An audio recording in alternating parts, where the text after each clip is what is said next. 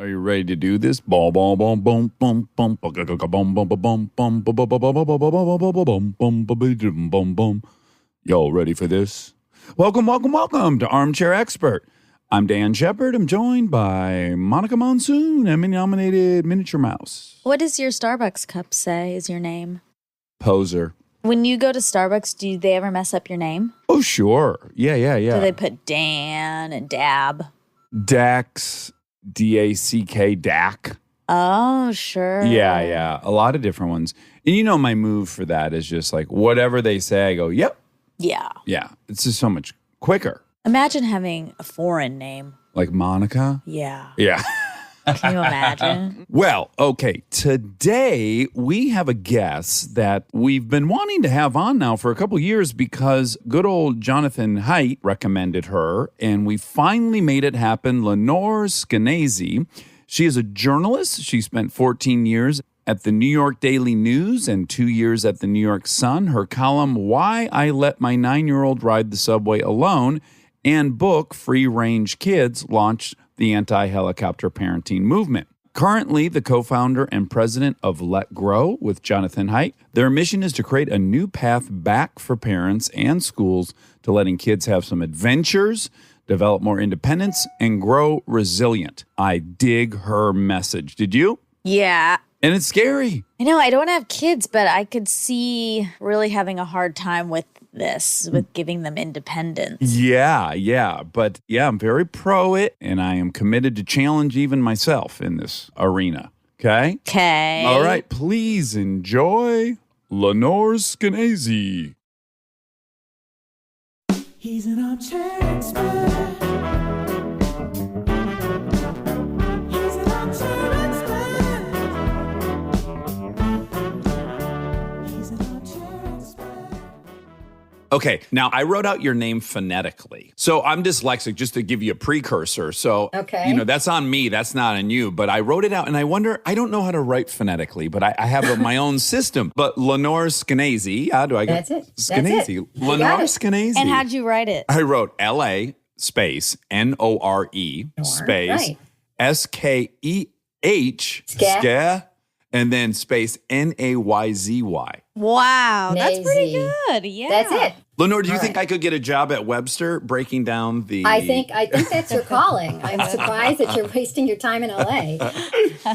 So first and foremost, how are you doing? Nervous to be on your show, but in general, pretty good. Oh, wonderful. Yeah. And why are you Yeah. nervous to be on our show? I feel like I should be flattered for that. Yeah. Right? You should, I be am. You should both be flattered, right? Okay. Like Thank you. Monica's contributions too. Thank you. Nervous. I'm doing a podcast, and last week I think we had 500 listeners. So I'd say yours is a little bigger, and Okay. that makes me nervous. Okay, but that's all to be credited to my wife. People are very interested That's in true. her. That's and we true. launched She's the good, show yeah. with a big fight between us, and people seem to like that. Good. It's a yin-yang thing. Where are you from originally? Suburbs of Chicago. Midwesterner, fellow Midwesterner. Yeah. And what did your folks do? Mom was a homemaker. She started out as a social worker, and I think for the same reason I started out as a reporter, just really wanted to be able to, like you, to meet people and find out what's going on in that house and that house. And my dad had a furniture store, and he loved playing tennis. And when he was 50, he sold the furniture store and started an indoor tennis club, which was totally fulfilling to him, and he ran that until he died around age 90. Did it have the big inflatable domes over it, or was it a hard that's structure? new. I still don't even understand what those domes are. It looks like a bouncy house. It does. Yeah, I think they're much cheaper. You just inflate them with air like the Pontiac Silverdome, and then you're good to go, I think. That's my understanding of them. Now, you were a good student, clearly. Excellent student. You got into Yale. Yeah, and stayed in. Yeah. More importantly. And what was the driving force? Was it just your own interested in achieving things, or were you driven by a parent? It was so long ago that it wasn't a thing to start thinking about college until like junior year of high school. In New York, there was that mom who sued the preschool where her 4-year-old was going to school because the kid was in a class with 2-year-olds. And she's like, how is my kid going to get into a good school Oh, my God. if she's being held back by these 2-year-old morons, when my kid should be, studying the Constitution or something. But back in the day, you sort of just went to school, and then eventually you met with your guidance counselor junior year, and they said, time to start thinking about college, and you did. It wasn't a long-term plan. I'm in lockstep with you on all the free range parenting and your Let Grow Foundation. We had Jonathan Haidt on 2 years ago, and he brought you up, and then we referenced you without learning any more about you, just simply what he said. We parroted everywhere. Excellent. Keep doing it. But I'm also aware of my own why I think I'm predisposed to embrace it so much, which is I had a single mother raising 3 kids who was building a business, and I had an inordinate amount of free time and responsibility. And then my mother also was very generous, and she let me take road trips at a young age as long as I had a budget and the map and the whole nine. So I just happen to have loved that upbringing. So I wonder if I'm a little biased in that direction. And then, of course, I'm curious if you were maybe biased in that direction. Were your parents abnormally trusting? And No, I'm not surprised that you're biased in that direction. I'd say everybody over 30 or 35 grew up the way you're talking about. Maybe not on the road trips, maybe not in the Midwest. Yeah. But what we now call a free range or a let grow childhood was the norm back then. I mean, when I was 5 in the suburbs of Chicago, I was walking to kindergarten.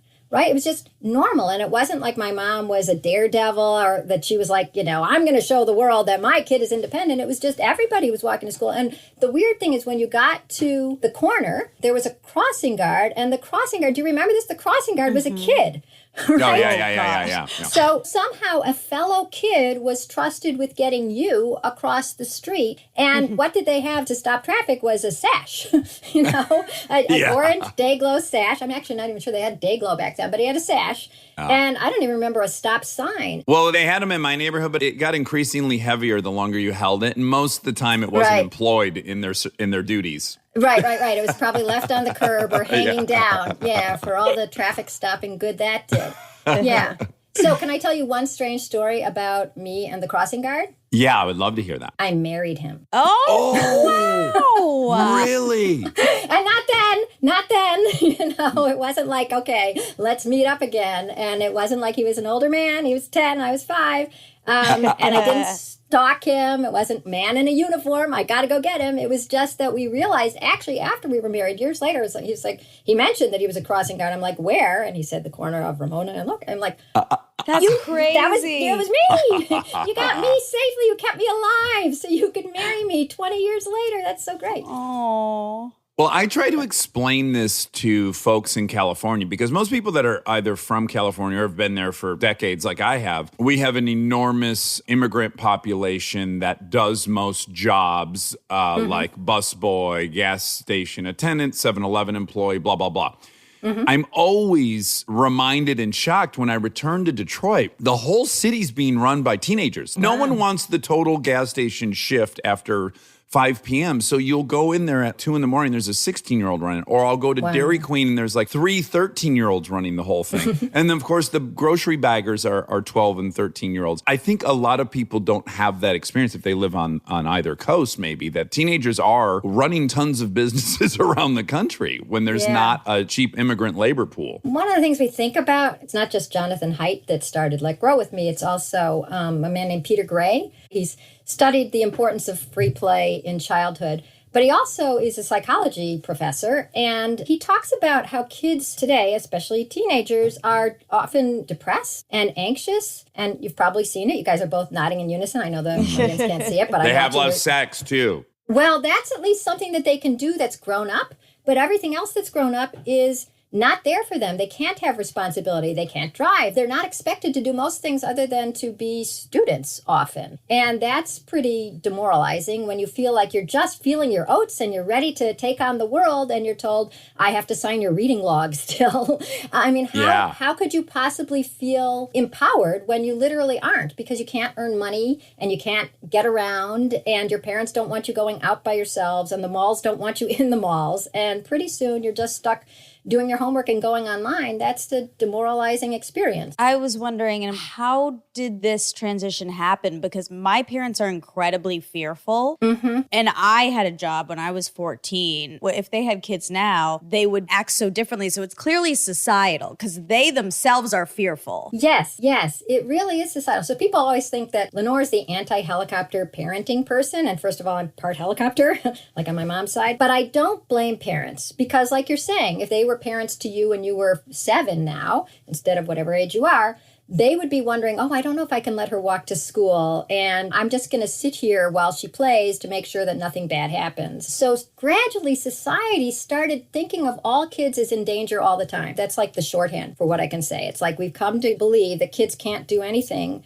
on their own, safely or successfully. So there always has to be an adult there to make sure they don't hurt themselves, to make sure that they get the most out of it, to be the teachable moment. And the best example I can give of why I don't blame parents, but I do blame Parents, which is a parents magazine, is an example from Parents Magazine, which is that they had this article a couple of years ago on how to throw the perfect play date, which is already where we are as a society, right? Already problematic, yeah. Already problematic. You're an anthropologist. Here's an artifact from a culture that says that parents need help doing something as basic and something that actually parents didn't used to do. It was kids who would go outside and find their friends or call them up or go to their house, right? Yeah. You were instigating all that. Right. So now it's organized by the parents. And the question that a reader asked Parents Magazine was, my kid is old enough to stay home alone by herself and often does, when I run an errand. But now she's got a play date over. Can I still go to the dry cleaner? And what did Parents Magazine say? Well, I would be cheating because I've watched a lot of your interviews, so I'm gonna stay one. quiet. Yeah. No. All right, so Go I'll ahead. deal with Monica. Monica, what did Parents Magazine say? Said, no, that's so irresponsible. Why? What could happen if the parent isn't there? Drowning, choking, cutting each other's hair too short. Ooh, these are very creative, personal. right? Yeah. That sounds like it might have happened. Yeah. Oh, it's much more inane than that, right? It is. Well, first of all, they came up with the kids could get hurt physically, like you're saying. They gave an example of some kid who once put some macaroni in a microwave, and when she took it out, it was too hot and it fell on her and she had to go to the doctor.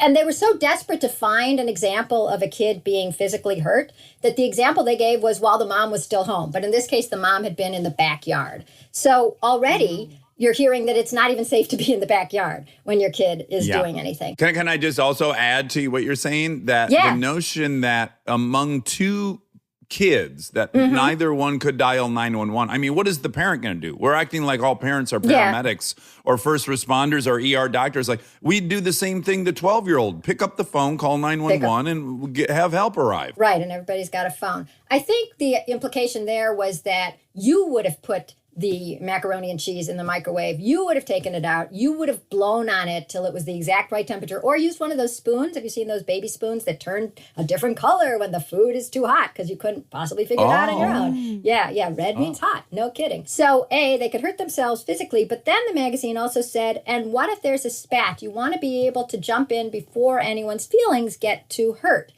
And to me, that's the Rosetta Stone of this culture that we're talking about, because it's implying a couple things. One is that a spat is unusual or terrible. Two is that your kid getting hurt is something that should never happen. 3, you should always be intervening. And 4, what if they do get hurt? What is the implication? The implication is that they will be so hurt or so traumatized, or this will be such a terrible experience that you will have failed as a parent, because who knows how that's going to affect them later on. You should be making sure that their life is a smoothie, nice and cool and no chunks and kind of healthy and kind of yucky. I'm not a smoothie fan. Otherwise, your kid is going to be damaged, and it's all your fault. So when you're asking, how come your parents, Monica, would be scared today?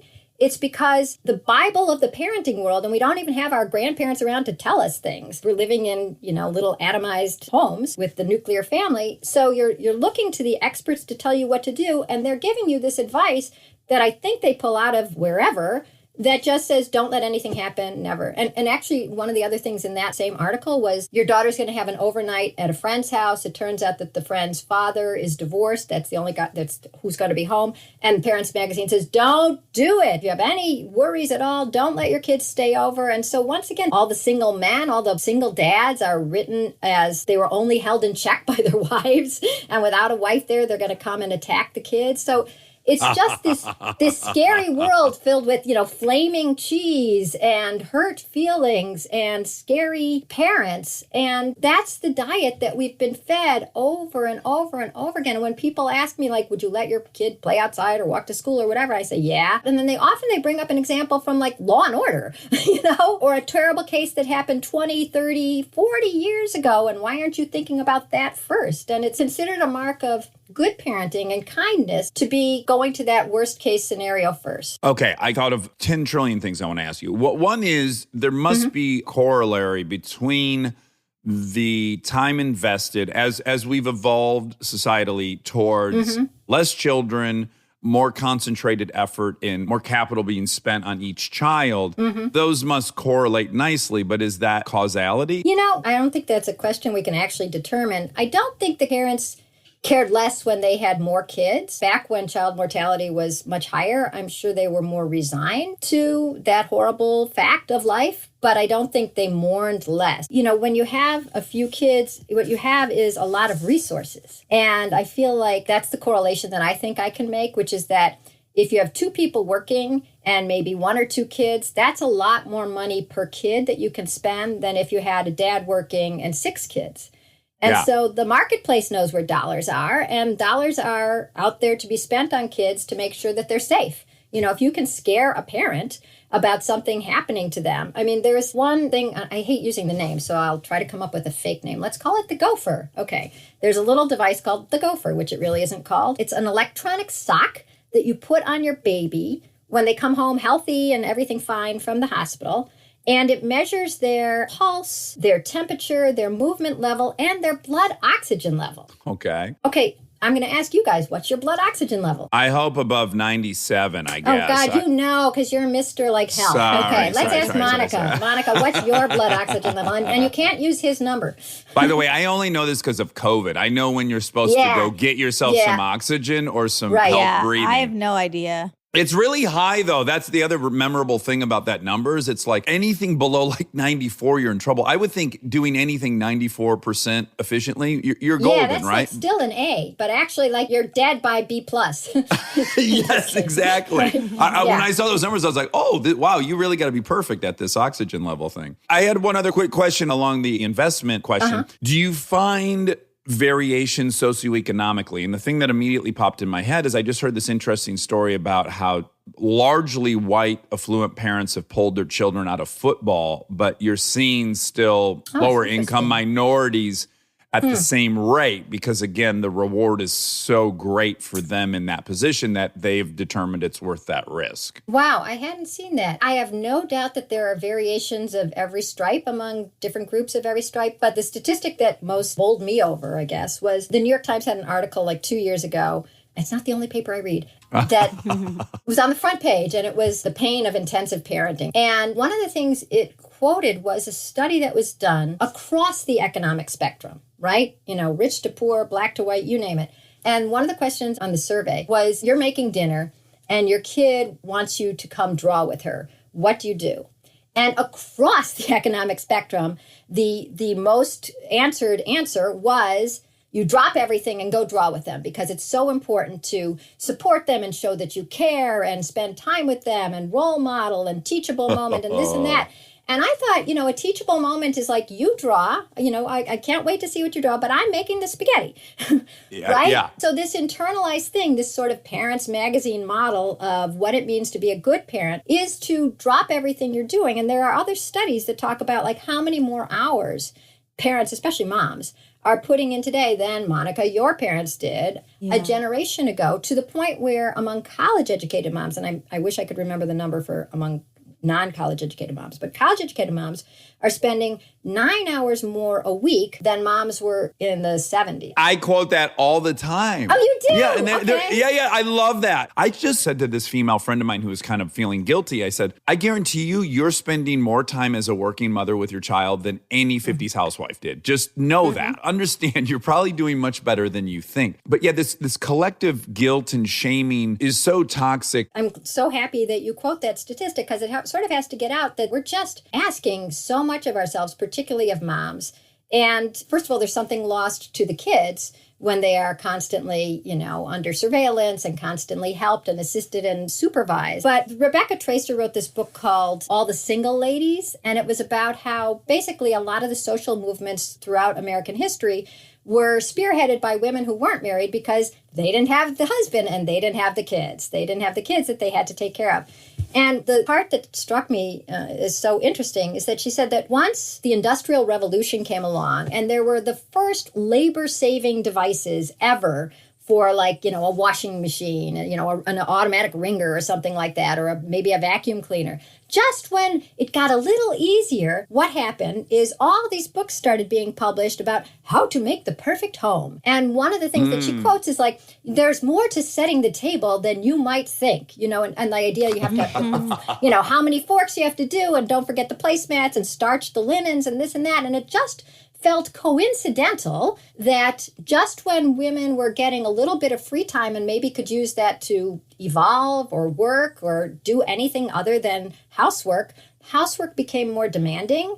And to me, I've always been a little suspicious that we were talking about the 70s, that's just when women were starting to come into the workplace. As women have gotten further and further along, and we're the majority of people in college now, and we're doing better than ever, suddenly the demands of parenting are outrageous. You better sit through every soccer practice, and if you have 3 kids, well, you better make sure that they have it on alternating days, or else go from 4 in the afternoon to 9 at night and watch each of them because it's so important that you're there for everything. It's like, isn't it a little odd that suddenly we're expected to do so much more just when we were getting ahead? So I have this weird kind of, and I wonder what your opinion of it is. So I'm raising 2 daughters, and so there is a little compass in my head, right, where I go, I'm basically establishing a relationship that they might try to replicate later down the road with a significant other. And so if what I'm setting up for them is that I will be endlessly enthralled with whatever they do, and then I will want to just stare at them while they doodle, and X, Y, and Z, I'm setting up an expectation for them. And I'm just being, I think, realistic about what's in the marketplace for them. There's no dude out there that's ever going to stare at them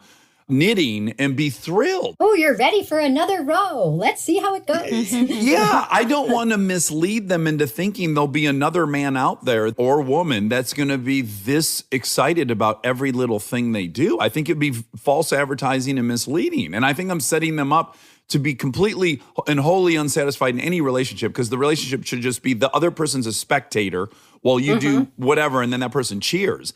So when I'm trying to figure out what I should do, I'll go, well, would I do this in a relationship? And I'm like, never. I would never indulge my wife like this. What do you think about that as a barometer? I think that's really interesting. I had a friend who once pointed out that we keep talking about parenting, but we never talk about wifing or husbanding.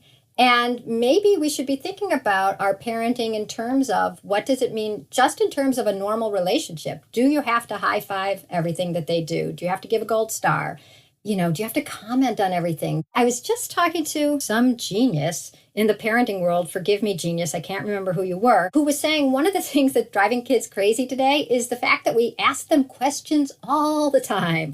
Oh, are you drawing now? Is that a cat? Are you going to use yellow? I love that yellow. Is that the same color as the sun? And the kids are like, can you let me draw? It's yellow because it's the only crayon I have. And there's something where I feel like, once again, I don't blame parents, because this is some model that came from somewhere that we are all doing that we think is showing the kids that we're paying attention, that we love what they're doing, that we care. And what a strange idea that they wouldn't think that we cared or loved them unless there was a constant stream of interacting and fake cheer and fascination with the yellow crayon, which none of us really feel. Yeah, I agree with you. And then you're also, it's very interesting because they're much smarter than you are ever giving them credit for. So they are at some point going to detect, well, no one gives a shit about what color someone. So implicit in it is like, oh, well, that was kind of fake. So part of a relationship or part of interacting is kind of a lie. Yeah. Like where Honey, you you look great. Honey, you look great.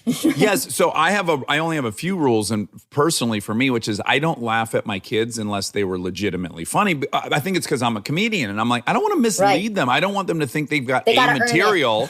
Yeah. When you're funny, I'll laugh. I'm not going to just placate you, because how on earth are you going to learn to be funny if I'm laughing at every shitty joke you have? I'm not mean.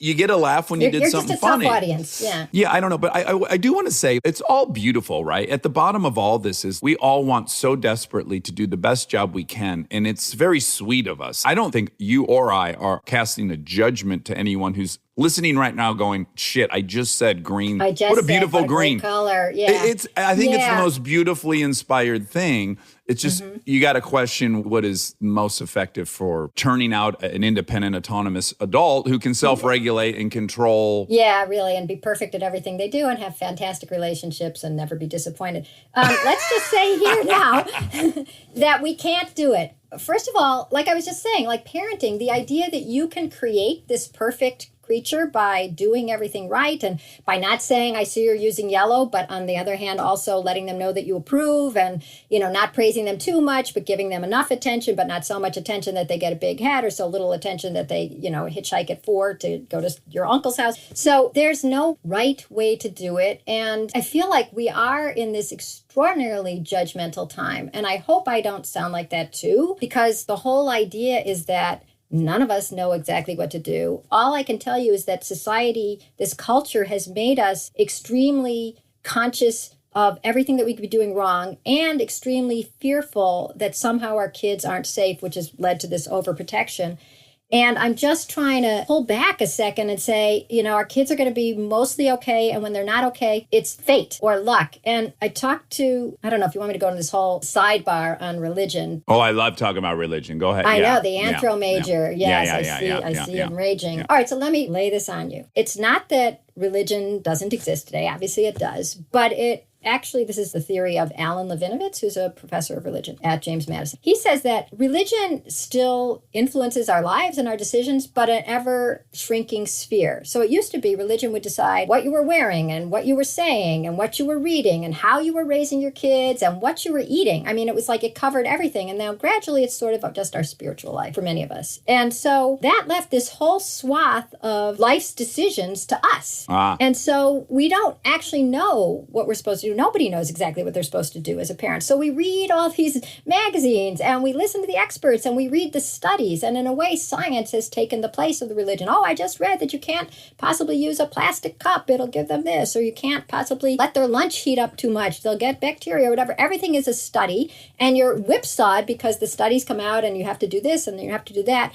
And the worst part about it is that if you think that there's God's plan, right, or somebody is watching over you, or fate is fickle, then if something bad happens, it's like it wasn't on you, right? Right. It was God's plan, and we don't always understand God's plan. Right. And so there's some sympathy, right? It's like there, but for the grace of God, literally, go I, right? Yeah. I mean, it's not just an expression. But if it's all on you, then if something happens, it's immediately, well, she wasn't paying enough attention, or she, it's all her fault. And the other thing that this professor said is that religions are smart enough to say that perfection is just not possible in this existence, right? So it's karma, we'll come back later, it's heaven or hell, it's judgment day. But if you think that perfection is yours to create here on earth, well, you are stuck trying to make every birthday the best birthday, trying to make every soccer game a winning game, which is why everybody's getting the trophy. Every car ride, you had a good talk and you really got someplace. And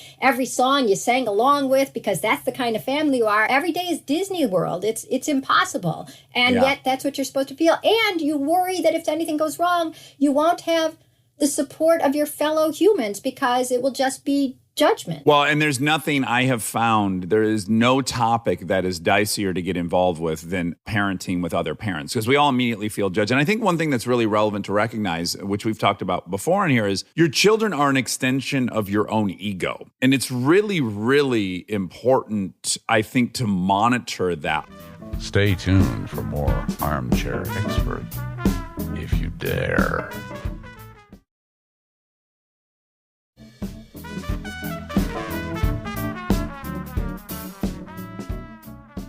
I can tell you an experience I had where I caught myself. I took my daughter on a press trip and I had to go to Miami and Philadelphia and blah, blah, blah. And she was 3 and I was doing it all on my own. I didn't have anyone with me. It was just her and I, but I had to do interviews sporadically throughout that period. And I found that when I took her to, a news station or whatever, that because people were excited that I'm there because I'm on TV, they were then very excited that she was there, right? So she was getting an amount of attention that is just abnormal for a child to get, right? And so her response to it was to talk in baby talk. And for the first 2 days of the trip, I didn't realize it at the time, I was personally embarrassed that people thought my 3-year-old spoke baby talk, right? Wow. So I'd be telling her like, "Hun, use your normal voice," or "Baby, answer in the." I kept trying to encourage her to speak normally. And then all of a sudden it occurred to me on like day 2 of this trip, I'm like, oh, this is my ego. I'm embarrassed that my kid who represents me speaks baby talk. And I'm afraid all these people think that I've not taught my child how to talk. And then I was like, oh, that's all my baggage. This is a mechanism she's created to help her deal with this abnormal situation. This works for her. And I just stayed out of it. But it was really hard. And I recognized that that's how frail my ego was. It's hard not to feel frail when it's your kids. And especially if it's not just a question of being embarrassed for your kids. If you're worried for your kids or sad for your kids, it is, it's impossible not to feel bad. Let's just put it out there. Yeah. Right? It's really hard. I'm wondering, could you walk us through, I thought of a couple, but like, let's just first acknowledge the historic role of children, right?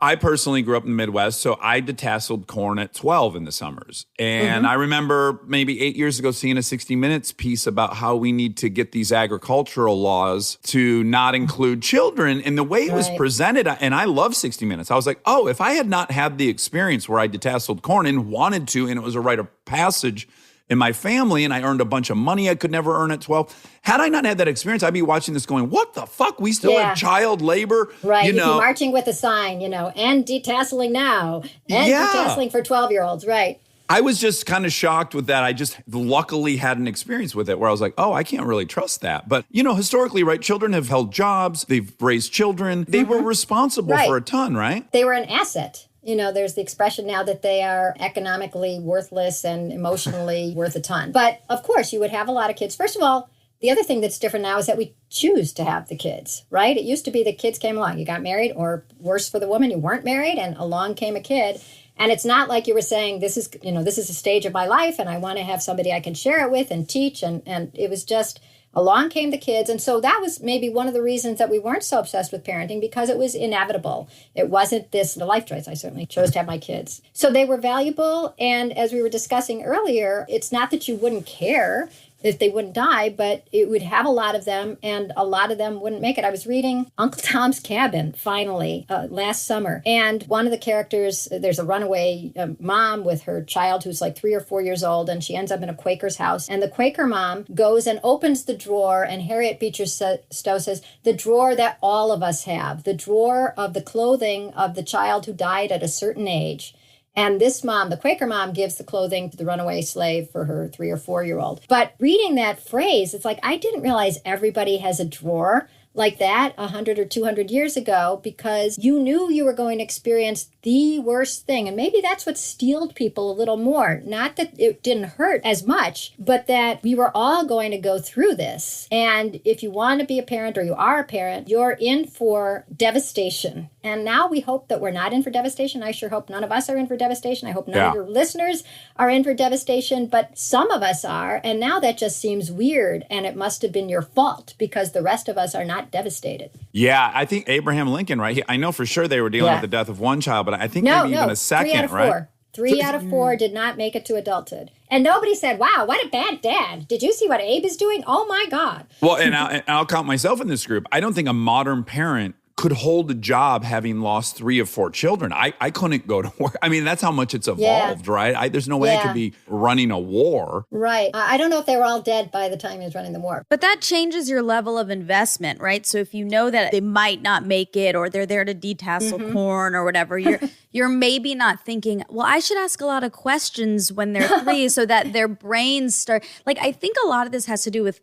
science on cognitive ability. Like, I think the reason there's all these questions and you got to be interacting and stuff is because parents feel like that's going to develop their brain. And I think there is science on that, although I am just saying that. I don't know that for sure. But I feel like they think, like, if you ask, why'd you pick yellow? It'll make them start thinking, oh, why did I pick yellow? And then that will grow their cognitive ability. So I do think it's investment. It's like, I'm going to do everything I can now so that they can have the best future possible, even more than just danger. I think that's the intention. And then the question is, what's the outcome? Which now there seems to be a lot of data in on the outcome of that, which you know a lot about, right? I do. And once again, I want to preface this by saying, like, now it's going to sound like this was the right way and this is the wrong way. And once again, there isn't a right way or wrong way. I'm just trying to dial back a little bit of the anxiety, and that doesn't mean that I'm not an anxious parent myself, about exactly the right way to do it. And Monica, I think you're talking about, there was some study that said kids in affluent households hear 3 million more words by the time they're out of diapers than less fortunate kids, and that's how they get ahead. And so then it became this, oh my God, I was talking to a lady who ran a daycare center in Oregon, Washington, and she got demerits for some things that the daycare center had. And this is the idea that you can be perfect and there's a recipe. And one of the reasons she got demerits is because sometimes when her daycare workers were changing the kids' diapers, they weren't monologuing it as they did it. See, I'm taking off your diaper. Now I'm taking the tape. The tape makes a sound, shh, and the other piece of tape makes a sound, shh. They sound the same because it's two sides of the same diaper. Which side? The right side, right begins with R, and the left side, left begins with L, L, L, L. You know, and I thought, what could drive a human being crazier? I mean, whether the kid is being driven crazy or the poor daycare worker who has to be a midnight DJ talking, filling the dead air with a 2-month-old the entire time. And this gets back to the whole idea that, first of all, we're using science instead of any kind of intuition in terms of how we could be raising our kid, and that there is a perfect way to raise the kid. And then what I really see happening is that we just don't have any trust in anything except ourselves. Like, we don't trust that the kid would be curious on their own, or that the kid is absorbed and maybe that's good enough. Or if the kid is playing with her friend and they have this squabble, that they can figure it out. Or if she does come home in tears, that the next day she can go back with her friend and they can be playing tag again. It's like nothing happens successfully. Nothing happens at a high enough level unless we're there. And, I told you Peter Gray is one of the co-founders of Let Grow, and he talks about the importance of play. And when kids are playing and adults are organizing it, they're cutting to the chase. Like, let's get to the play part already, And my friend had his son at a playground, his 10-year-old son. And it was 2 hours, and the dad said, okay, come on, let's go home. It's been 2 hours. And the kid said, Dad, no, we're just about to start a war. So 2 hours had been spent in angry negotiations between that's not fair and that's too far and your team is better and how come I don't get to wear the green shirt or whatever it is. And if there was an adult there making it a perfect experience, like smoothing it out and getting to the fun already so that you don't waste 2 hours just angry with your friends and there might be some hurt feelings, those 2 hours were the important part of the play. Because, you're learning how to get along, compromise. Negotiating. Yes. Fairness. This isn't working. Let's vote. Is this fair? I mean, I really think it's the fundamentals of democracy are learned when you have to make sure that everyone is having a good enough time that they don't all quit and go home. They oddly mirror the early hunting and gathering societies in that they're kind of egalitarian because they are operating in a realm without status kind of yet. So if one person's alphaing it and two other people can bond together and overthrow one alpha, like, it keeps it very egalitarian, but we're probably inclined to get in there and make it less with good intention. I think that we just don't give credit, again, to anything that's going on that is just happening between kids unless we see that it's building their vocabulary or making the day super fun or making sure everybody feels okay. And it's funny you mentioned the hunter-gatherers because you would with your anthropology degree, but that's what Peter Gray has studied the most. Other cultures don't even have the word for play because what kids are doing is they're watching somebody make an arrowhead or somebody make a pot. And then, maybe they have a little bit of flint next to them and they try to do it. And play is being engaged in something that's interesting. And usually what kids want to do is have fun with their friends and also try to become a grown-up. They want to be big. So as soon as we brought this baby home from the hospital, you have some anxiety about keeping this little Subway sandwich healthy. So I can't tell you how many times in my head I replayed this film we watched while studying Papua New Guinea. And Yeah. I remember even then being shocked with like the kids were on their own. And I'm talking, there are 2-year-olds attempting to climb a tree and there are 3-year-olds high in the tree. And had I not seen that and saw with my own eyes, like, oh no, those kids didn't die at some crazy percentage. Like they somehow know how to do that. And I was just constantly, when I was trying to propel myself or steel myself into letting Lincoln climb on shit and fall on stuff, I just remember that video you saw and all those kids, made it at the same level. But I just want to say, because I think it'd be really helpful for us to kind of maybe dispel some of the things that we fear. So your list of things, which I love, is fighting the belief that our children are in constant danger from creeps, kidnapping, germs, grades, flashers, frustrations, failure, baby snatchers, bugs, bullies, men, sleepovers, and the perils of a non-organic grape, which I think is brilliant. I just want to start with one again. I learned it in Anthro, but I had this class on witchcraft, and the teacher happened to say, how many people do you think have been poisoned by Halloween candy or received a razor blade or sharp object? And now my childhood, that was already happening. They were setting up like scanning at the fire department, and the school would host a silly trick-or-treat thing. And, so we were guessing, I don't know, 1,000, 2,000, blah, blah. She said there has never, ever, ever once been a case of a stranger putting poison or a sharp object in Halloween candy. There have been sharp objects and poison put in by parents to injure their own children. There's never been a stranger. That blew my mind. Yeah. Do you have other stats like that of like these kind of urban legends we all live in fear of that aren't even real? Yeah, I do. But first I want to talk about the poison candy for a second, because there was the one case. And it was a father in Texas who had taken out 3, not 1, not 2, but 3 insurance policies on his son. And he put strychnine in a pixie stick. And sure enough, the kid died.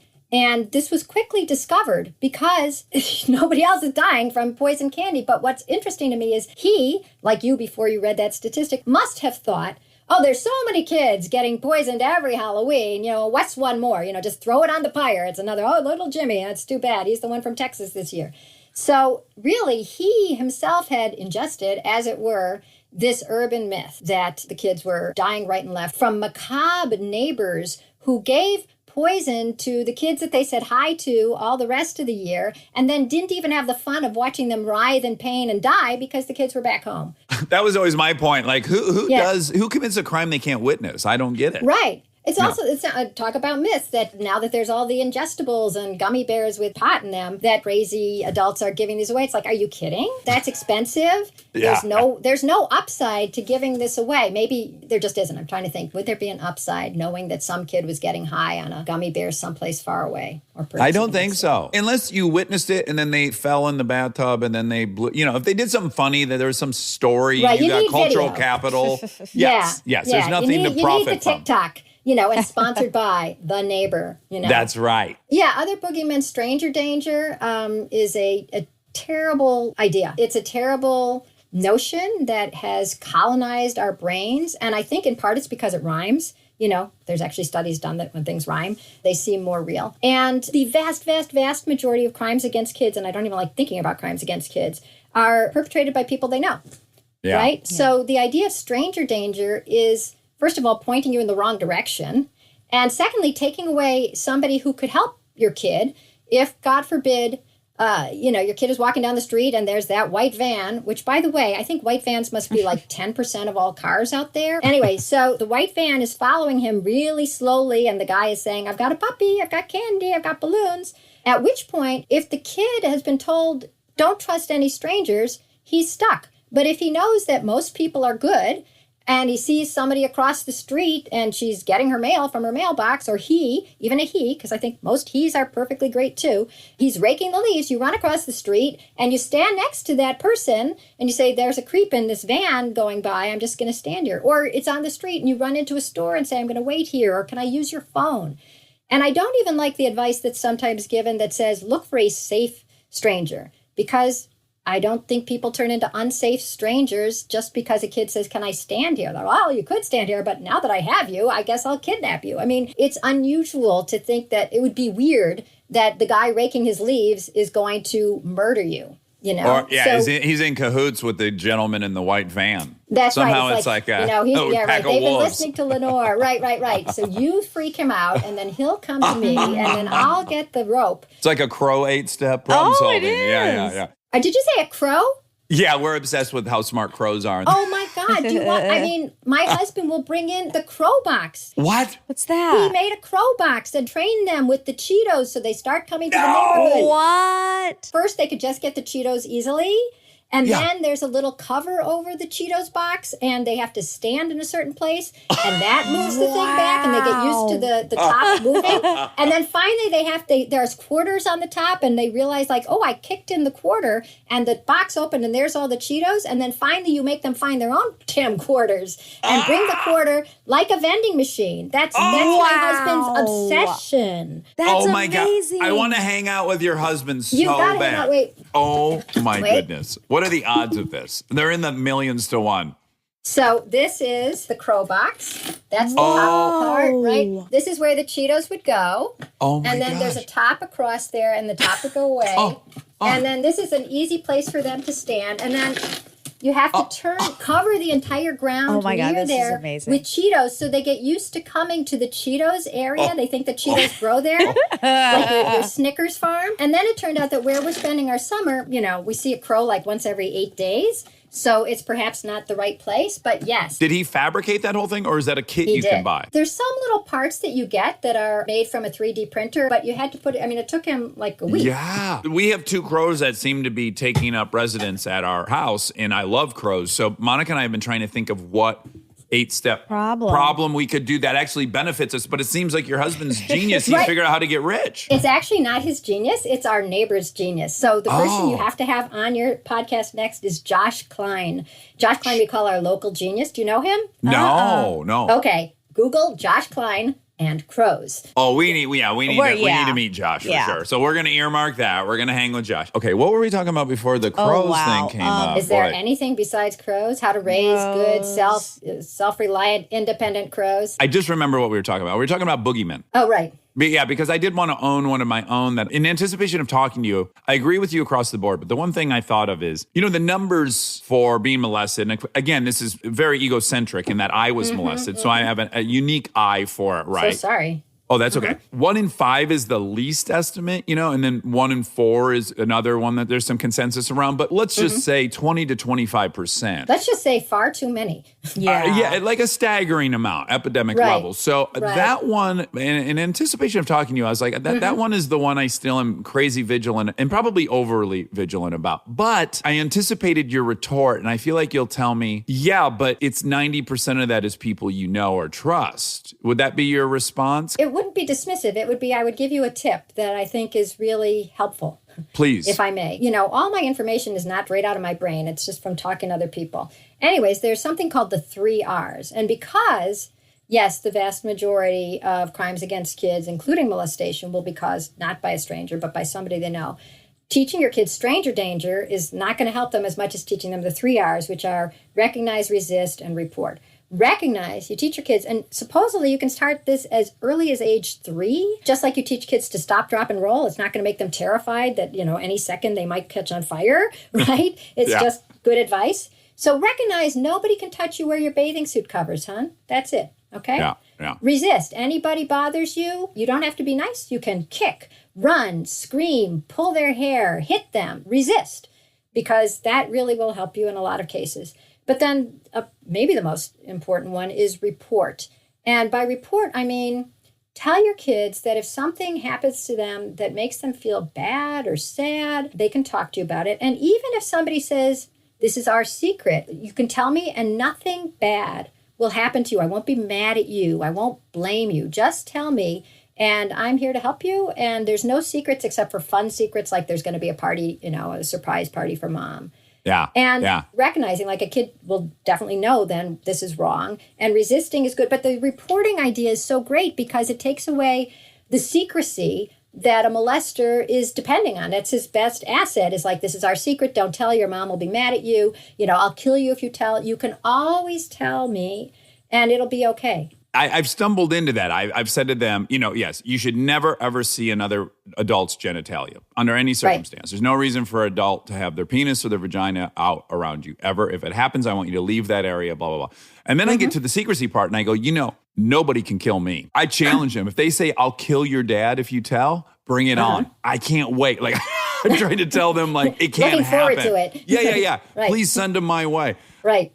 Yeah, With but you're just right. fine. You're right. You're not always going to be there and to not give them the tools to navigate the situation seems like probably the most vulnerable you could make your kid. It's not only that you're not always going to be there, it's that you want them to have this power, right? And you Yeah. will feel less terrified if you've empowered them this way because you've given them a very practical roadmap for how to stay safe. And if, God forbid, that doesn't happen, you're still not going to blame them. Oh, and you're not going to blame yourself because you've been doing what you can. I mean, the other thing is that parents are so afraid that something bad will happen to their kids that they're with their kids all the time. You sort of have to recognize that most of the time they're going to be okay, and you're going to equip them to rise to certain occasions. Obviously, I'm not blaming anybody for ever being molested. And I think it's also relevant to bring up so that people have it as a control in their head, which is the chemicals in your body for fear are stronger. There's stronger chemicals than the reward chemicals, right? Cortisol and adrenaline.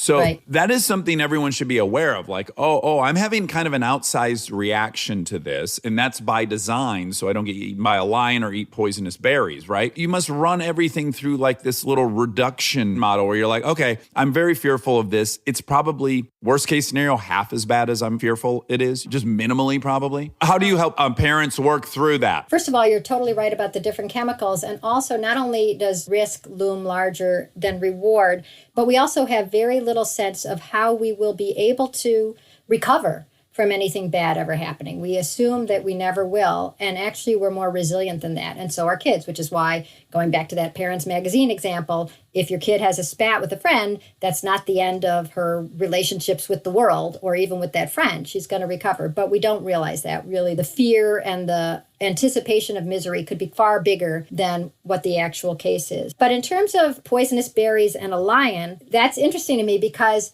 until we had photography, until the modern era, the only dangers that we were exposed to were real dangers in our neighborhood. You know, an immediate threat. That bush, don't eat from that bush. I saw, Harry ate from that bush and he is no more. And lion, climb the tree. Lions can't climb trees, right? The females can't. The leopards take their prey up there because the lions can't. But the point being that until very recently, all the dangers that we were warned about or that imprinted themselves on our brain as terribly scary were local threats that could very well happen to us. Yeah. Now, you're seeing the worst stories from around the country every day. A horrible story that happened in Florida and you're watching it in California. A horrible story from 30 years ago, but now there's a mini series about it. And so it's back on your screen. Yeah, there's a frequency distortion, right? Even I succumb to it. Like I heard some guy rescued his 3-year-old from a mountain lion in Northern California. And I'm literally like, yeah, I got to have my plan of defense because there are mountain lions where we live. Of course, this is like one attack in probably 40 years on a child and the child didn't die. But yeah, to your point, you're not ever learning the rule. The news doesn't come on and go 99.999999999% of people didn't die today. Right. That's not the headline, right? It's the exception to the rule that makes headlines, and it's misleading. It's very misleading. And the backstory for me, as you know, is that I let my 9-year-old ride the subway alone.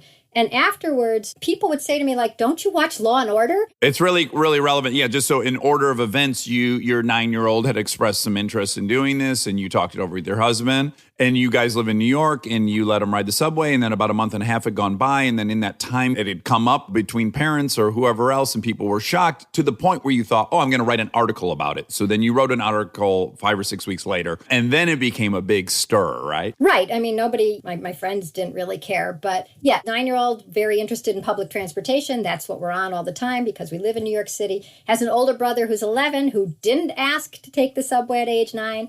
Now he calls himself the control group. But he's snarky. Anyway, so yeah, the 9-year-old was pestering, I would say, this is something I'm ready for. He never said it in those words. Nobody talks that way when they're 9. But he said, I want to do it. Can I do it? And one sunny Sunday, I took him to a department store in a nice part of town, New York City, and let him take the subway home to us. And in the aftermath of that, after I wrote the column about it and was on a lot of talk shows, people would reference things like, well, what about the horrible story of There was this kid, I don't even want to talk about it, but it was a kid who was stolen from a bus stop in 1979. And this was 2000 and something. And because what you're talking about, you know, how your brain finds stories, it's the availability heuristic. I'm sure you've heard of that. It's how easily available a story is to your brain and how vivid it is because there's pictures or there's videos that go along with it in your brain, makes you think it's more frequent, right? Your brain isn't going like, well, that was 79. I wonder how many children have been born since then, which I actually have done the statistics, and it's 180 million children, thank you, since then. So you can't imagine 180 million kids waiting at a bus stop. You can only imagine the one kid whose story you know. And so that becomes your guiding principle. Like, well, I don't want my kid to be like that. It's like the extreme odds are that that won't happen. Stay tuned for more Armchair Expert, if you dare.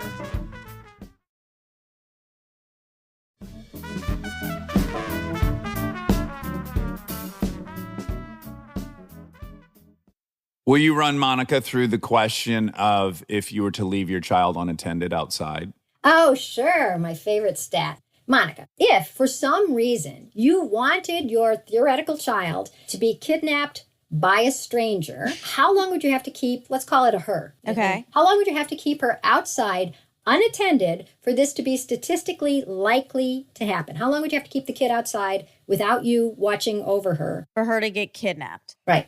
5 years. First of all, I got to say, I love you for that because so many people say 5 minutes. Well, I'm also aware that I'm going to get trapped. Way to own your bias. Dax, would you like to give the actual number? Well, I was hoping you would ask me that. Well, this is because I'm devious. I was wondering if you were going to ask me this, and I already knew the answer, and I was going to go, man, a lot. Like, I guess say like 600,000.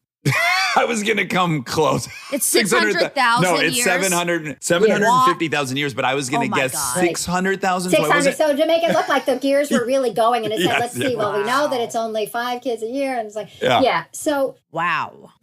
700. That's insane. because it's like, how many Powerball tickets would you have to buy to be statistically likely to win at Powerball? But the thing about playing the lottery and the thing about worrying about kids is that we go to, you know, we know the picture of the person with the giant check and we know the picture of the missing kids, and it's very hard to square that with reality. And I remember long ago, somebody wrote to the blog and said, I don't care if the odds are 1 in a billion, that's not a risk I'm going to take. And that is upsetting to me because, first of all, odds of 1 in a billion aren't odds. I mean, if it's Yeah. 1 billion to 1, it's just incredibly unlikely that you will be the one.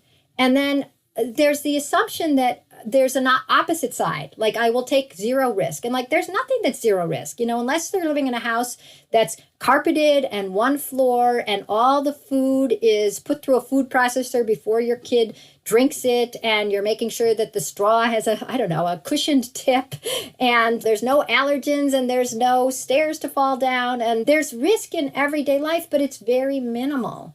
And somehow when it's a risk with you sitting there, it's not considered a risk, but it's a risk and you're not there. We're back to this God thing. Why weren't you watching over? It's all your fault.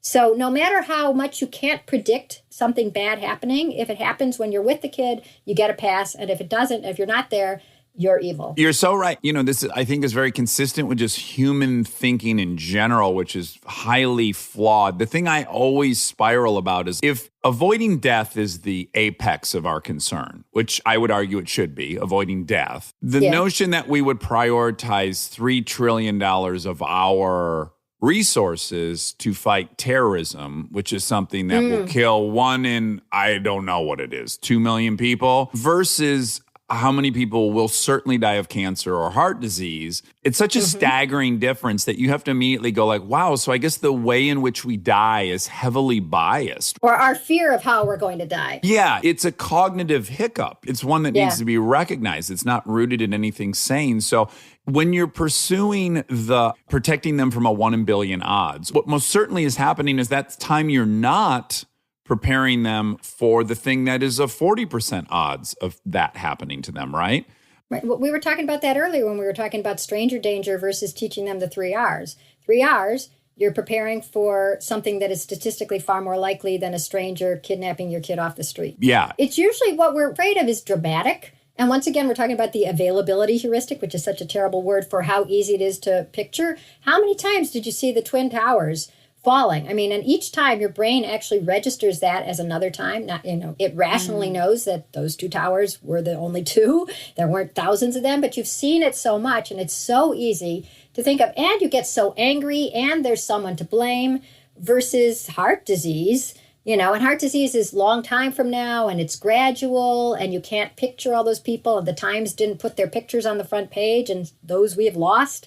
So we really get this very skewed picture. And what we've gotten a really skewed picture of lately is that our kids are in danger whenever they're at the bus stop, whenever they're walking to school, whenever they're at the park. And so that has changed childhood to the point where there always has to be somebody with them. And if you ask about what are the other facts of this, what are the unintended consequences, then we get back to the idea that kids are kind of depressed and kind of passive and kind of anxious because they haven't realized that they could deal with the mean dog, or gotten lost and found their way back, or fallen off their bike and had to come home limping. And if you don't know that you can handle anything because there's always somebody there intervening and helping you, that is a disempowering, distressing, demoralizing way to live. Right. So I want to make a quick analogy maybe that I find helpful, which is the amount of fear and thought and energy put into imagining a kidnapping or a molesting or this or that, right? None of that thought goes into how am I going to drive the car today to school? Now, driving the car to school today will be the most dangerous thing your kid does in probably its entire childhood. And no one lives in fear of driving their car. So the question is why? And I believe the answer is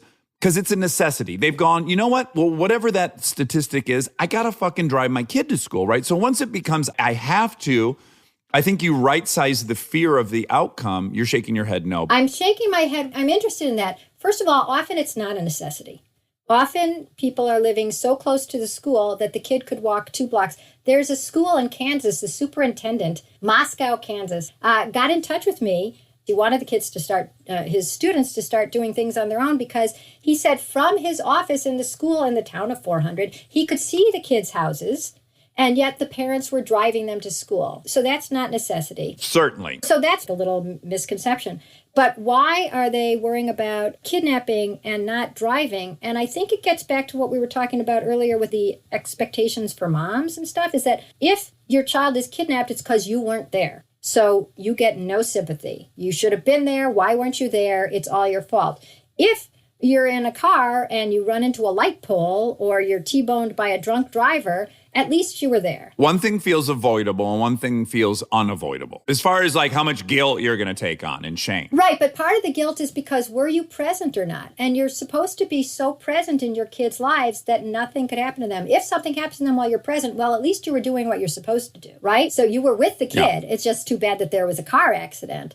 But you were doing your job as a mom by not letting your kid walk the 2 blocks, in Moscow, Kansas to your school. Yeah, the place I was going to try to end that thought was just simply everyone go, even if they do have to drive to work, okay? Let's say it's a necessity that they drive to work. So they're not worried at all about driving to work, but they're very worried about terrorism, right? And the explanation, I believe, is, well, I have to drive to work. Once I've decided that it's inevitable I'll be driving a car, worrying about it is a waste of time because I'm going to have to do it, right? Your brain recognizes that would be a waste of your fear because you're going to have to do it regardless, whether you want to or not. Now, I think if we were to recognize the necessity of our kids learning the skills that will help them navigate the world without you, if we saw that as a foregone conclusion, that they have to have these skills, they have to learn to navigate, they have to learn to talk to people, they have to learn to get over heartbreak, bad grades, not getting into here. Yes. If we saw that as inevitable, I think we could build on it in the same way that we build on the relegating our fear of driving to the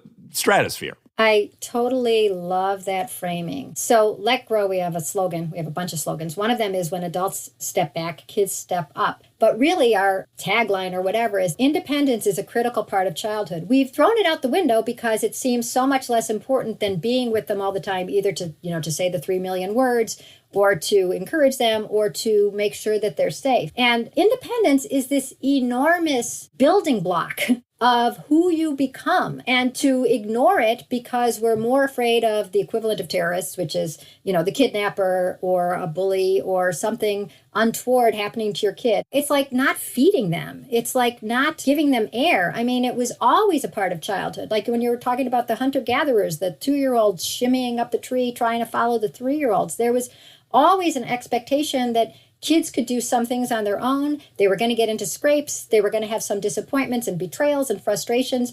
And that was to the good, not something horrible happening to them, not a real trauma, but the give and take of learning to get along in the world. I was going to read you, one 7th grade teacher on Long Island did the Let Grow project where kids are sent home to do something on their own. And that's to push the parents to let them go and do something. But I wanted to read you what these 7th graders, which are 12 and 13-year-olds, wrote on a little sheet of paper when she asked them, is there anything that you were hesitant to do? So 12 and 13-year-olds. I wasn't comfortable going into a crowded store with a bunch of strangers without my mom. I was hesitant to use a sharp knife, as my parents had never let me. I was hesitant to try walking my dog alone because I was scared he would get loose from the leash. I was afraid to climb a tree. These are different kids. I was afraid to try doing a wheelie on my bike because I was scared I might hurt myself. I was afraid to try and cook because there's an open flame and I could get hurt. So these are parents who have kept their kids safe, right? Safe from, they haven't been kidnapped, they haven't been taken in a terrorist attack. But to not know how to use a sharp knife must feel pretty damn bad if you're 12 or 13 years old and you're looking at, wow, these adults can use sharp knives, but not me. What I hear in that list is these kids feel so vulnerable. They're afraid to go into a store. They're afraid to do this. And then the whole point was safety. It's the opposite. They feel incredibly vulnerable. Well, I think that's the same truth with when you talk about, psychologists use a technique called exposure. If you have a phobia of something, like you're afraid of spiders and then they, now you're in the same room as a spider. I've been pitching immersion therapy for Monica's snake fear. Well, you don't want to hear the details of the immersion therapy. But yes, immersion therapy. Anyways, yes. So what you've done is you've created kids who are safe, but who don't know that they're safe from anything. I mean, they're afraid. One kid said this was in an affluent suburban part of Long Island. And the way I describe it is the French bakery is across the street from the olive oil store. Right? But one kid wasn't willing to walk to there because he had to cross over the train tracks. And it's like the idea that you couldn't look both ways and listen, and be aware enough to keep yourself from walking in front of a moving train, which only comes there once an hour, is distressing to me, because what the parents have done is crippled their kid. They have removed, like Jenga, all the bravery, the curiosity, the courage, the will to try something new. And it's this rickety structure that's left that thinks, well, I can't use a knife. I could get hurt. Why have we done that? And you asked at the beginning, how did we get this point? We've really been taking all of parents playing upon their fears, whether it's because we want to run an article that will make you buy the magazine, like, these things are going to kill your kids, or you want parents to buy the baby knee pads, which are a real thing, or the thud guards, which you put on your kid when they're learning to toddle. Oh, we had a big war at my house. I didn't want to order butt pads when they were learning to roller skate. I was like, no, your butt is a pad. It's been designed as a bipedal person to be your pad. We don't need an auxiliary pad. I didn't actually know about butt pads, so this is an informative conversation for me. Well, okay, I have a personal, selfish thing I want your opinion on, and this is to persuade my wife. I noticed this pattern early on where all of a sudden she enjoyed kicking the soccer ball, right? And she wanted to do it with me in the driveway all the time, and I loved it, and she loved it, and we were doing it every night. And then all of a sudden it was, oh, she likes soccer.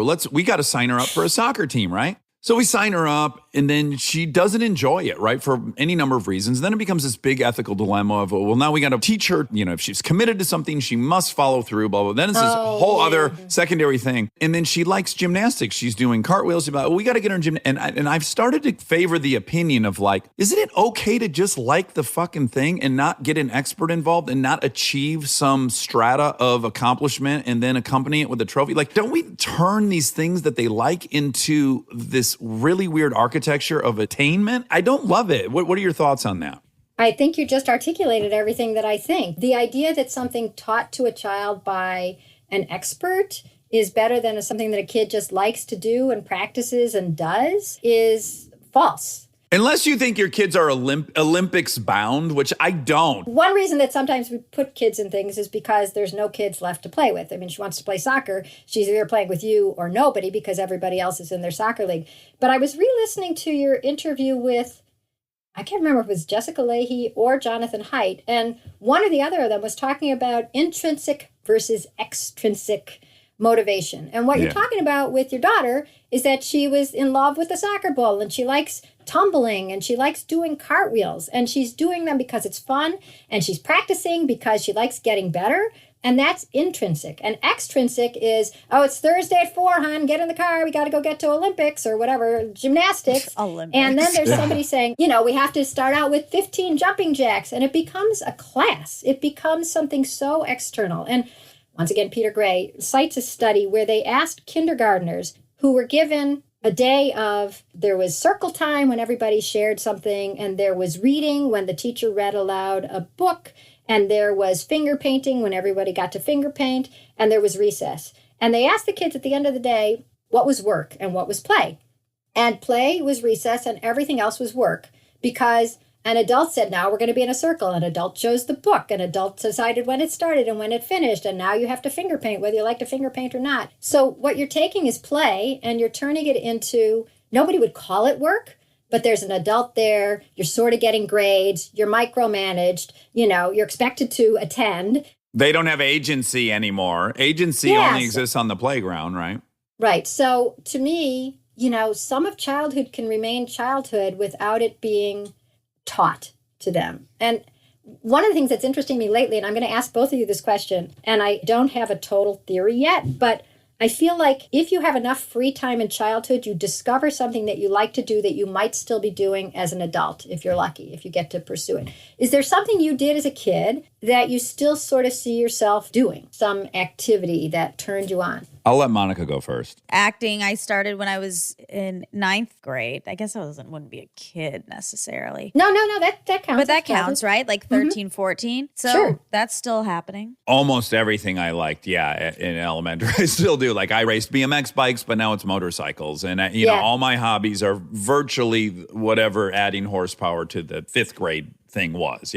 Literally. Yeah. But can I play devil's advocate on this a little bit? Because that's your role. I disagree. I really disagree with this because I think it's really, you know, we had just had Angela Duckworth on Grit. I really agree with her on you should be having challenges that are just above your level so that you will attain those with hard work and then you will feel the reward of hard work. And I think that is so crucial. And it doesn't mean you're going to be doing gymnastics forever. Like that's not the goal. It's the goal of just achieving the next step. And what does it feel like to achieve the next step? And that for me is empowerment. It's like, oh, I wanted something and I worked hard and I got it. But that's not in opposition to what I'm saying. And I don't think what she's saying, Totally which is agree. My BMX bike, there was just a field and there were many jumps. And my goal was to to do a double and then do a triple and then to get higher and then to learn to spin the bike. But there was no adult saying, okay, Dax, the next step is this. It's like I still was setting goals for myself, but they were my goals and I was accomplishing them. But it depends on what you're doing, right? As someone who was a cheerleader, I would not feel comfortable being like, go learn how to do a back handspring on your own. Like, that's not a good idea. Right. But the question was, did you drive it? Did you express an interest in learning that back handspring and then go to an expert that could, or did your mom say, no, never. You like rolling around. You're going to learn a back handspring. That's how you accomplish it. And this person's going to do it. And then they're in charge. You're done thinking. Yeah, I agree. It should come from the kid. For sure. But I also think it shouldn't be like, okay, go on your own and challenge yourself, or I'll be the teacher today for you that will help you with your back handspring. Like outsource that to a teacher if they're interested. But I agree. Don't just throw them in on any old thing. Right. And there could be things that kids do want to do with teachers. Maybe they like drawing and they want to take a painting class. I'm not saying don't enrich kids' lives and ignore all their interests, but you don't have to take any interest and turn it into a thing that is supervised and structured by an adult. That's not necessary. And when you think about the history of the world, my favorite story is, do you know what Albert Einstein did as a kid for fun? Tennis. bicycle. He probably did both of those. But what he spent a lot of his time on, according to Wikipedia, is building houses out of cards, card houses, which you can't, first of all, they didn't throw him into card house school, which is probably good. But secondly, it looks like a stupid waste of time, right? Why is this kid, he seems smart, or maybe he seems dumb. He's just there in the corner with a deck of cards. He's not even playing cards. He's not multiplying the numbers of the cards. He's just trying to build something. And then you think like, well, what was he doing? He was learning, a little bit of physics, patience, frustration, tolerance. They always fall, right? So kids can like meander to weird interests, things that seem pointless, things that might seem a little dangerous, not terribly dangerous, but a little risky, climbing the tree. And they will keep pushing themselves because that's what interests kids, right? It's no fun to keep doing the same thing. That's why we all hate playing Go Fish. It's boring. We know how to do it already. So I wouldn't worry that a kid who likes flipping is going to level out because they don't have a teacher. But if they want a teacher and they want to go to the next step and you can afford a teacher, go ahead. Yeah, I think that's my thing, is just letting them drive that. I think the better move would have been to let my daughter play soccer as long as she wanted. And then if she said, I want to join a team because my girlfriend's on one, then. Now, my only pushback on all this is, and I actually don't think it's what you're saying, but I think for someone that might interpret it this way, I want to call it out, which is I hate all parenting advice, because to me, what I hate about it is I have 2 daughters. Holy shit, are they different. The first one, well, she learned to ride a motorcycle at 3 years old. The second one, I was nervous if she just crossed the living room. She had this big old head and not as coordinated, and she had stitches before she was 2. The other one I still have yet to see fall off anything, and she's 7. So they're just dramatically different. And clearly I need to have 2 different game plans for these 2 kids. But I don't think yours ignores that, but just address that. I don't ignore that, but I actually think that you have the same game plan, which is see what the kid is like, right? And roll with that. So that doesn't strike me as 2 different game plans. It's just like, okay, she needs a little more supervision or, whatever you're going to do. You don't have to do the same thing with both of them. And I think that actually recognizing how different your kids are is a way of relaxing a little bit as a parent, too, because you can see that it's not your parenting that made her coordinated or uncoordinated, right? Or made her love soccer or hate soccer or cheerleading or not. I mean, it's just they come with a lot of parts installed already. Yeah. Okay, so now Let Grow is a foundation that you have with a few other folks, and there's different components of it, right? So first, I don't know if you'd call it a curriculum, but you have advice for schools who want to get involved with Let Grow. Yeah. Right. We have a couple of school initiatives. Yeah. And they're free. One is the Let Grow project, is the teachers send the kids home with the homework assignment, do something on your own. And it really is to make sure that parents finally let their kid use a knife or walk to town or make dinner or something like that. Because for, 10 years before I started Let Grow, I had started Free Range Kids, and I lectured around the country talking about why have we gotten to the point where we don't trust our kids to do anything on their own. And everybody would nod along and nothing changed, because it's really hard to be the one to send your kid to the park when you're worried that, your neighbor's going to say that's wrong and somebody might call 911 and your kid won't find anyone there to play with. So if everybody at a school, all the kids from kindergarten up through 5th grade or even up through 8th grade, like with this middle school, are sending their kids to do some things on their own, you're not crazy. In fact, you have to do it to fit in. And in towns that have done this, we've heard great stories about like kids now being outside on their own again, like riding their bikes and skateboards and roller skates. You can see them in the park and they're not all in a uniform. So when a school or a classroom, or better still, an entire district does the Let Grow project free, it really changes the kids, the parents, the neighborhood. So we recommend that, because how are you going to get culture change without changing behavior? If you're an administrator and you happen to be listening to the show, where would people go to get involved? Oh, why, thank you, Dax. Here's where you'd go. You might go to letgrow.org, and then you could look up in the schools section. And the other Let Grow initiative for schools that we have is the Let Grow Play Club, which is the school staying open for free play before, after school, mixed age kids, a bunch of junk around. We call it loose parts, but it's really just junk. There's balls, there's jump ropes, there's cardboard boxes, there's old lawnmowers, whatever. Probably lawnmower's a bad idea. And kids can just play with them. And what's really great is that mixed age play turns out to be something else that we've taken out of kids' lives, right? If your kid is going to gymnastics, she's not going to the 5 through 15-year-old gymnastics. She's going to the 5 and 6-year-old gymnastics. And I'll tell you this study that was done at a school that was doing the Let Grow Play Club before school. All these ages would mix together.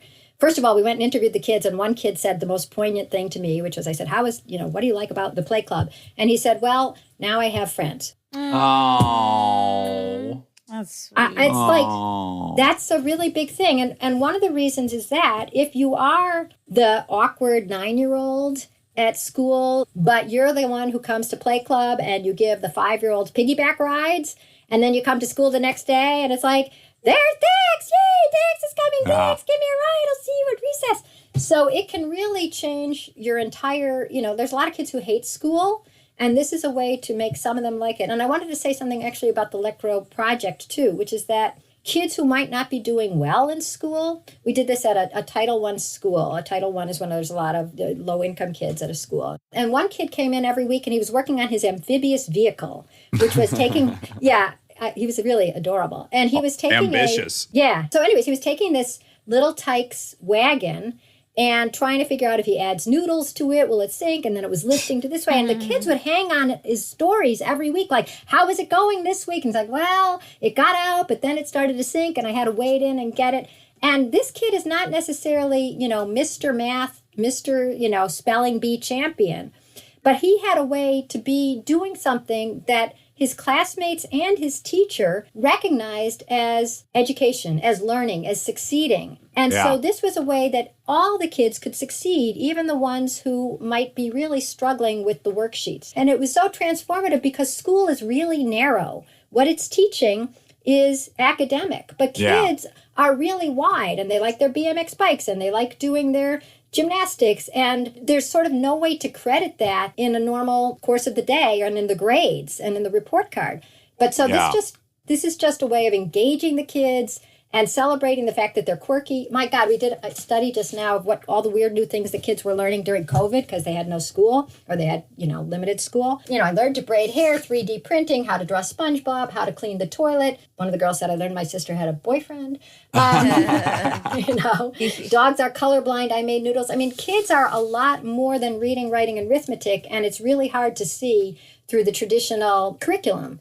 So the Let Grow project is just a simple way for the parents to get away from the kids, for the kids to find their new interests, for the school to see the kid as a whole person, and for them to go off on their quirky thing, like you with BMX bikes, and now you're a motorcycle guy. Yeah. You have to have time to figure out who you are and a little bit of thumbs up. Yeah, the only thing I was really interested in was making kids laugh and writing shit. And I'm literally that's my full-time focus still. Yeah. I think it's important for me to say one more thing, though, in defense of the moms. I think the reason they want to put the butt pad on so often is because they know that when the kid falls and cries and runs to mom has to deal with it.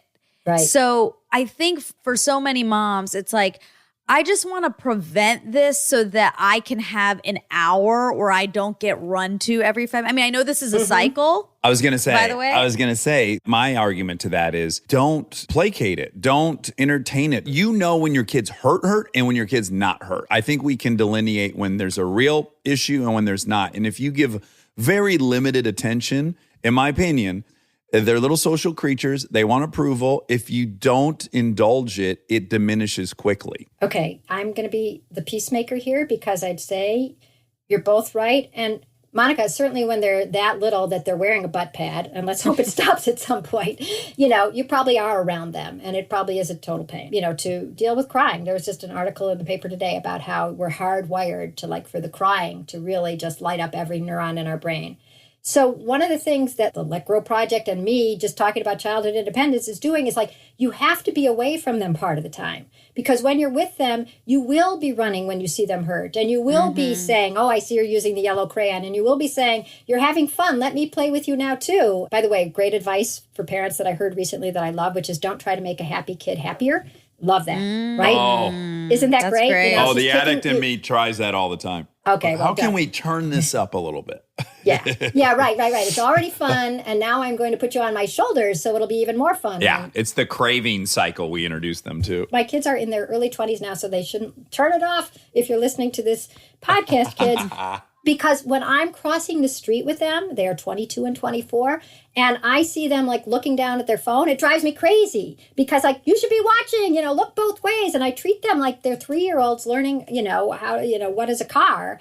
And it's because I'm with them. And I know that when I'm not with them, I hope that when I'm not with them, they're not looking at their phone crossing the street because they have to take responsibility. So if I'm not with them, I'm not worried.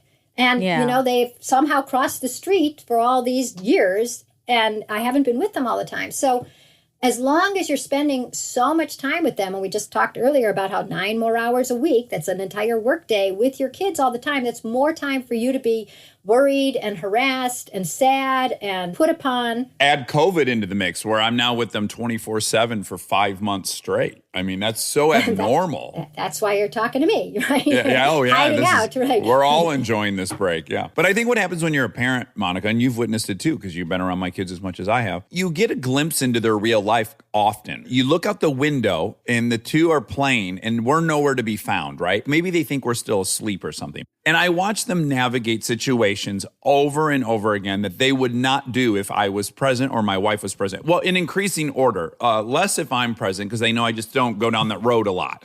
But by God, they work shit out. In fact, I'd argue they get along a lot better when we're not around. You see it all the time. You'll catch them out the window. You'll see them on the roller skates, eat shit, fall, get up, and there's no crying because we're not there. And it's like once you've observed that, you have to recognize the many dynamics that are going on. Yes, kids are always going to vie for your attention, or at least that's what I've seen in my own life. So it is easier if you're not there, and it is giving them the chance to develop those skills as opposed to outsourcing the argument to you. Bringing us back to the Parents magazine that said you should always be there to intervene. That's this crazy culture. So I was talking to a professor of education once who took 12 grad students over to Scotland, and they were watching the kids on the playground. Once again, it was mixed age during recess. And afterwards, they told her it was so extraordinary what they saw. And she said, well, what'd you see? And she said, well, I saw a kid fall down, and none of the teachers went to the kid, and the kid just got up and kept playing.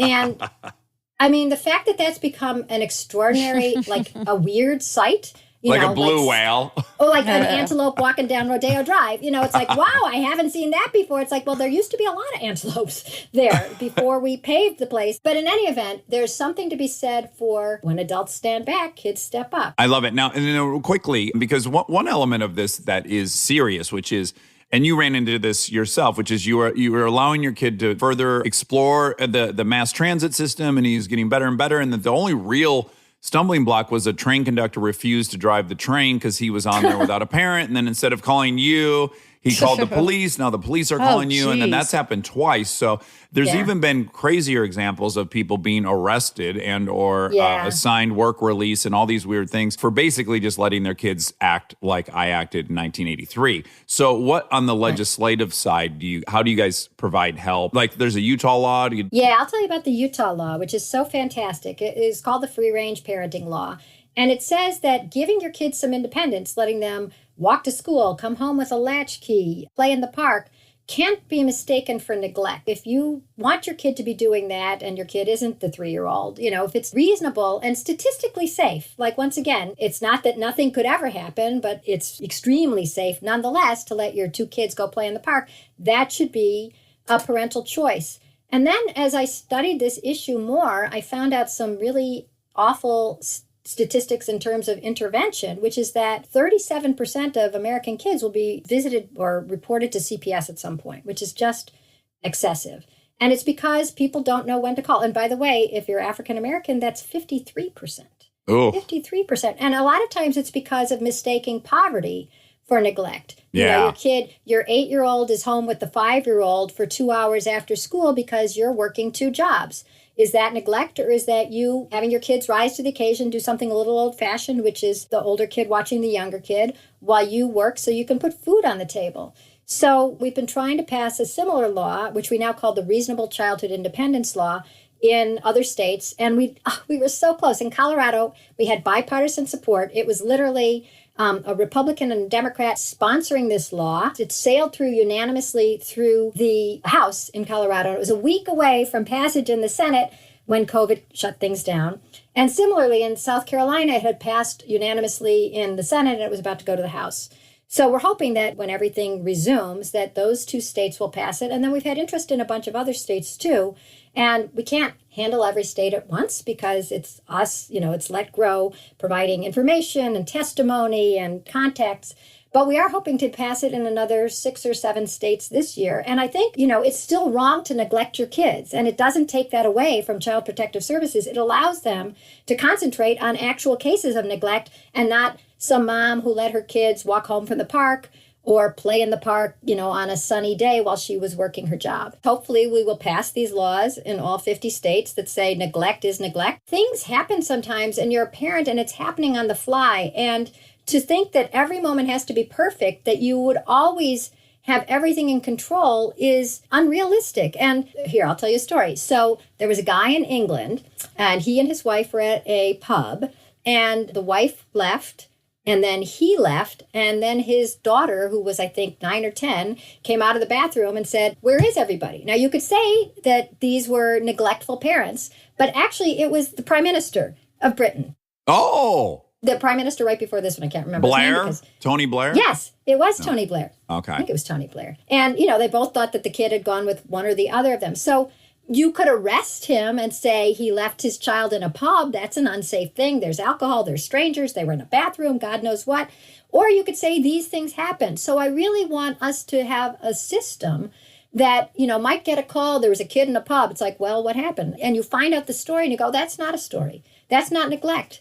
There are kids sometimes who get out at night, a 3-year-old who you don't realize they suddenly have learned how to turn the doorknob and out they go and they're wandering. That's not neglect. That's like things happen. Be a good Samaritan and bring the kid back. Don't call 911 and say, put my neighbor in jail. That doesn't make any sense. Virtually a year ago right now, we were in a similar situation where we have these 2 families we pod with, and we always travel together. And a 2-year-old just left one of the houses and walked down this very, very long driveway and just was in our house, like trying to wake people up and stuff. It was on his own for, I don't know, but 2 hours. He had gotten up at like 5 in the morning. And then the rest of the day, we're just like, oh my God, how did he get to the house? It's a miracle. But no neglect happening, just like some shit that happens. Right. Well, I feel like the public is on such high alert with this same fear that we have that, anytime a kid is out, by themselves, they could be kidnapped or whatever, and so judgmental that it turns into a 911 call. Also, people are told if you see something, say something, and nobody's ever told what something is. Yeah. If you see a 2-year-old, yes, I would try to figure out whose kid it was. But if I didn't know, I would call the cops. But I would not want the cops to think, oh, well, I can't wait to arrest that mom. It's always the mom. I would think, let's find who this kid belongs to and let's help her install a lock. Well, even the Tony Blair story, it's so rife with all the different status issues. So, because it's Tony Blair, it's kind of a charming, funny story that people tell. Now, if it's a low-income couple, they would be delinquent parents who are addicts and pieces of shit. Right. And imagine if it's a single mom. Right. Yeah. Right. Well, Lenore, what a party it was talking to you. And I think everyone should petition their school districts to implement the Let Grow policies. I think that would be a great idea. It's not just for schools. You can go to letgrow.org and click on the Independence Project, the Let Grow Independence Kit. I mean, it's basically modified for home use since so many kids are home at this point. It's just another thing of like why independence is important and how you can step back. And here's some ideas for what your kids can do. And if you want to share pictures or stories, please do. But it's free. Again, so it's the Let Grow Independence Kit. And the best part is I watched the outcome of many of the episodes of your TV show. Everyone's happier. You saw my TV show? Girl, I do my homework. Listen, not real time, but in my preparation of talking to you, yes. But all the parents they're happier. The kids are happier. Everyone wins. Yeah, right. I want to add that. I'm shocked that you could find them. I mean, I can't find my episodes from my TV show. I'm crafty with the Google search. I guess so. Enjoy the rest of your quarantine. We love talking to you, and I hope we speak to you again and all the people you've recommended. Okay, great. I'll send you a list. Okay. Thanks so much, and thank you, Monica. Bye. Take care. And now my favorite part of the show, the fact check with my soulmate, Monica Padman. I told Dr. Ryan that I've been out of my sling a lot at home. Uh-huh. And he said, no problem. That's great. Yeah, I thought I was going to be in trouble. You thought you were breaking the rules? Yeah, I had an admission to make. And he said, no problem. Just don't be a knucklehead about it. Try to bench press or anything. Did you? I haven't done that, no. Okay, I did good. bang out some squats yesterday, but that was very conservative. That's okay. Yeah. That's allowed. I got to say, that's the worst part of this whole thing is being out of my exercise routine. You could go on walks Yeah, I need to do that. It's been so hot. on your treadmill. Oh, speaking of which, your treadmill's on my porch. It is? It's Yes. arrived? Yes. I need it. Oh my goodness. Should we set it up in here so you can be on it while you're doing the fact check? Yeah, that sounds like an audio dream. I wonder how loud it is.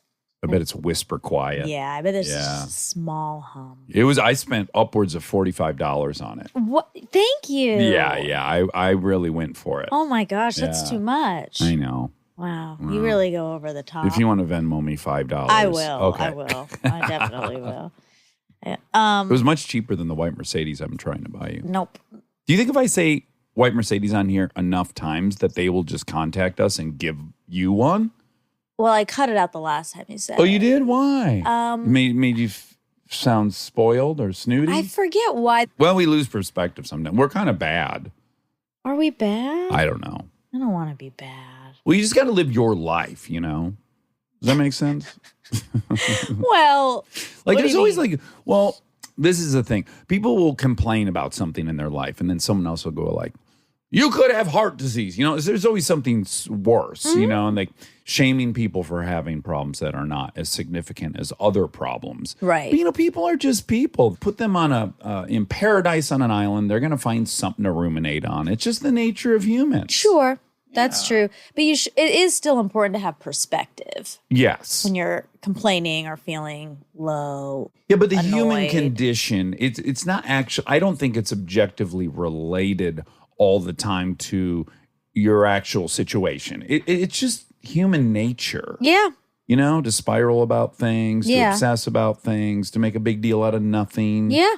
There's people sitting around worried about getting attacked by a bear. It's not even going to happen to them. Me, Do you worry about getting attacked? I think about it about 2 times a week. Oh, you do? No, I never But you do think about of other things like that. No, not Okay. like that. Not a bear, but a human. You'll think Oh, about human murderers? Yeah, human murderer or kidnapper taking you. I used to think about that a lot. I don't think that much about murders anymore. Is that since you got your black belt in jiu-jitsu? Is that why? Yeah. Yeah. Yeah, you feel capable now. I would love to have a black belt in jiu-jitsu. You'd be great at it. Thanks. Yeah. You can get out a lot of aggression. You know why you'd be great at it is it's of all the martial arts, it's the most brain heavy one. Oh, it is? Yeah, it's more of a mental Oh. discipline. Why? Well, it's all about not exerting energy and letting your opponent get tired and just weathering their barrage of aggression and learning to Oh. do that while keeping your breathing low and maintaining your energy. So there's a whole mental aspect to it that it's a thinking man's martial arts or a thinking woman's. Yeah, I like that. And it's all about it's not about strength. It's about leverage, and using their weight against them and stuff. It's very tactical. Kind of sounds physics related, which I'm not good at. You never have to use a calculator during it. I'll look into it. Remember that trig calculator people would get? It was like the size of a microwave oven. I guess you were probably, that was probably just in my era. Are you talking about a graphic calculator? I don't really know what one I'm talking about. I just know that at a certain level of math in high school, I had to get some calculator. It was about the size of your laptop, and it had so many weird symbols and Yeah. buttons on it. It reminded me of trying to learn how to read music, which you know how I feel about that. Sure. Stupidest system ever. Yeah, that stupid fence with a bunch of hieroglyphics Oh on my it.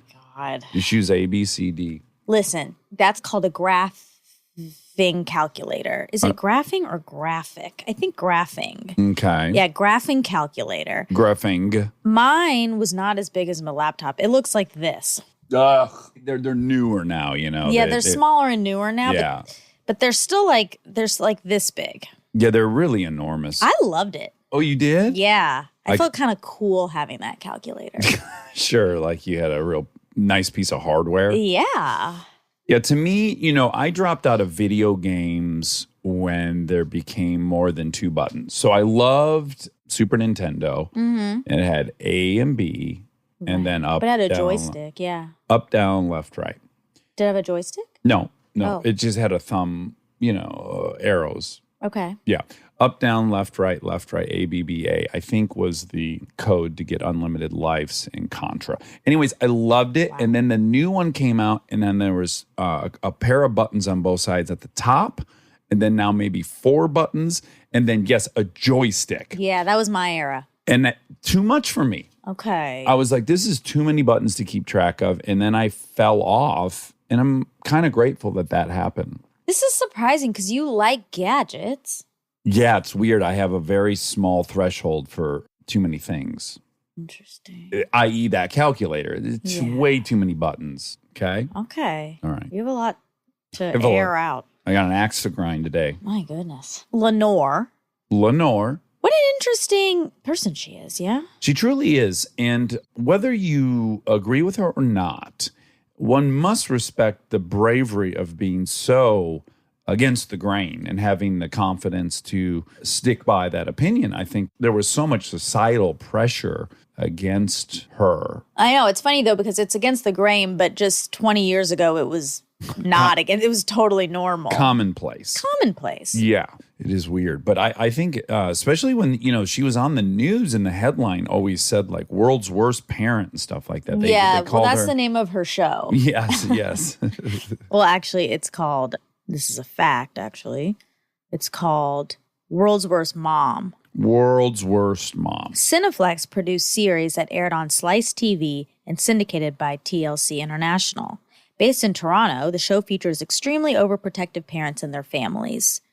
And then she works with the parents to help get them outside their boundaries and conquer their fears. She seemed Scandinavian to me. Really? Well, I have this stereotype about Scandinavians that they are not afraid to do something that is unpopular if they think it's going to have a good result. They seem pretty fearless. You have such interesting stereotypes. You just have like the highest opinion you could possibly have of any culture you have with Scandinavian culture. Well, they always win the happiest place on earth to win. So I know, there's like data.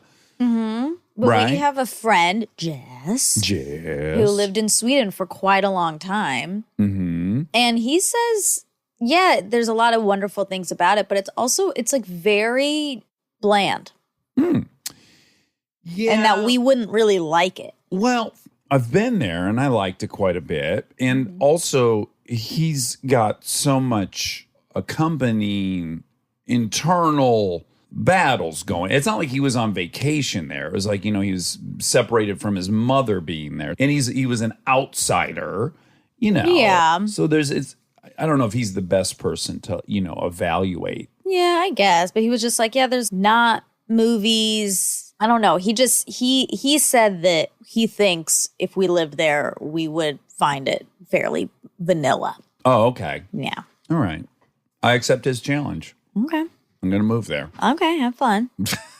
You don't want to come. Well, look, the weather is very off-putting. Volatile. Yeah. I mean, the fact that it's dark all winter. Yeah, no and thanks. then I'm already out. You're out. Yeah, yeah. But the fjords, boy, they're beautiful. You set your sights on those fjords, boy. There's no looking back. Okay, so her father ran a tennis club, and you asked if it had inflatable domes. Oh, uh-huh. What are those domes for? They are for weather. Speaking of weather, tie-in. I need to have a sound effect for tie-in. You should. We should have sound effects. This is something I was suggesting about 2 years ago. Remember, I want to get a little pad. Okay, get Just me a make a little pad, noise, and like, I'll use it for Ding, ding, tie-in. ding, ding, ding, ding, ding, ding. That's No. not going to be the one. It needs Okay. to be quick. Okay. Boing. Okay, sure. Okay. Yeah, so that you don't have to rely on weather conditions. You can play tennis whenever you like. Sure. So she talks about when she was in kindergarten and she walked to school and the crossing guard was wearing a Dayglow vest. And then she married him, which is so exciting. So cute. I hope I marry my crossing guard.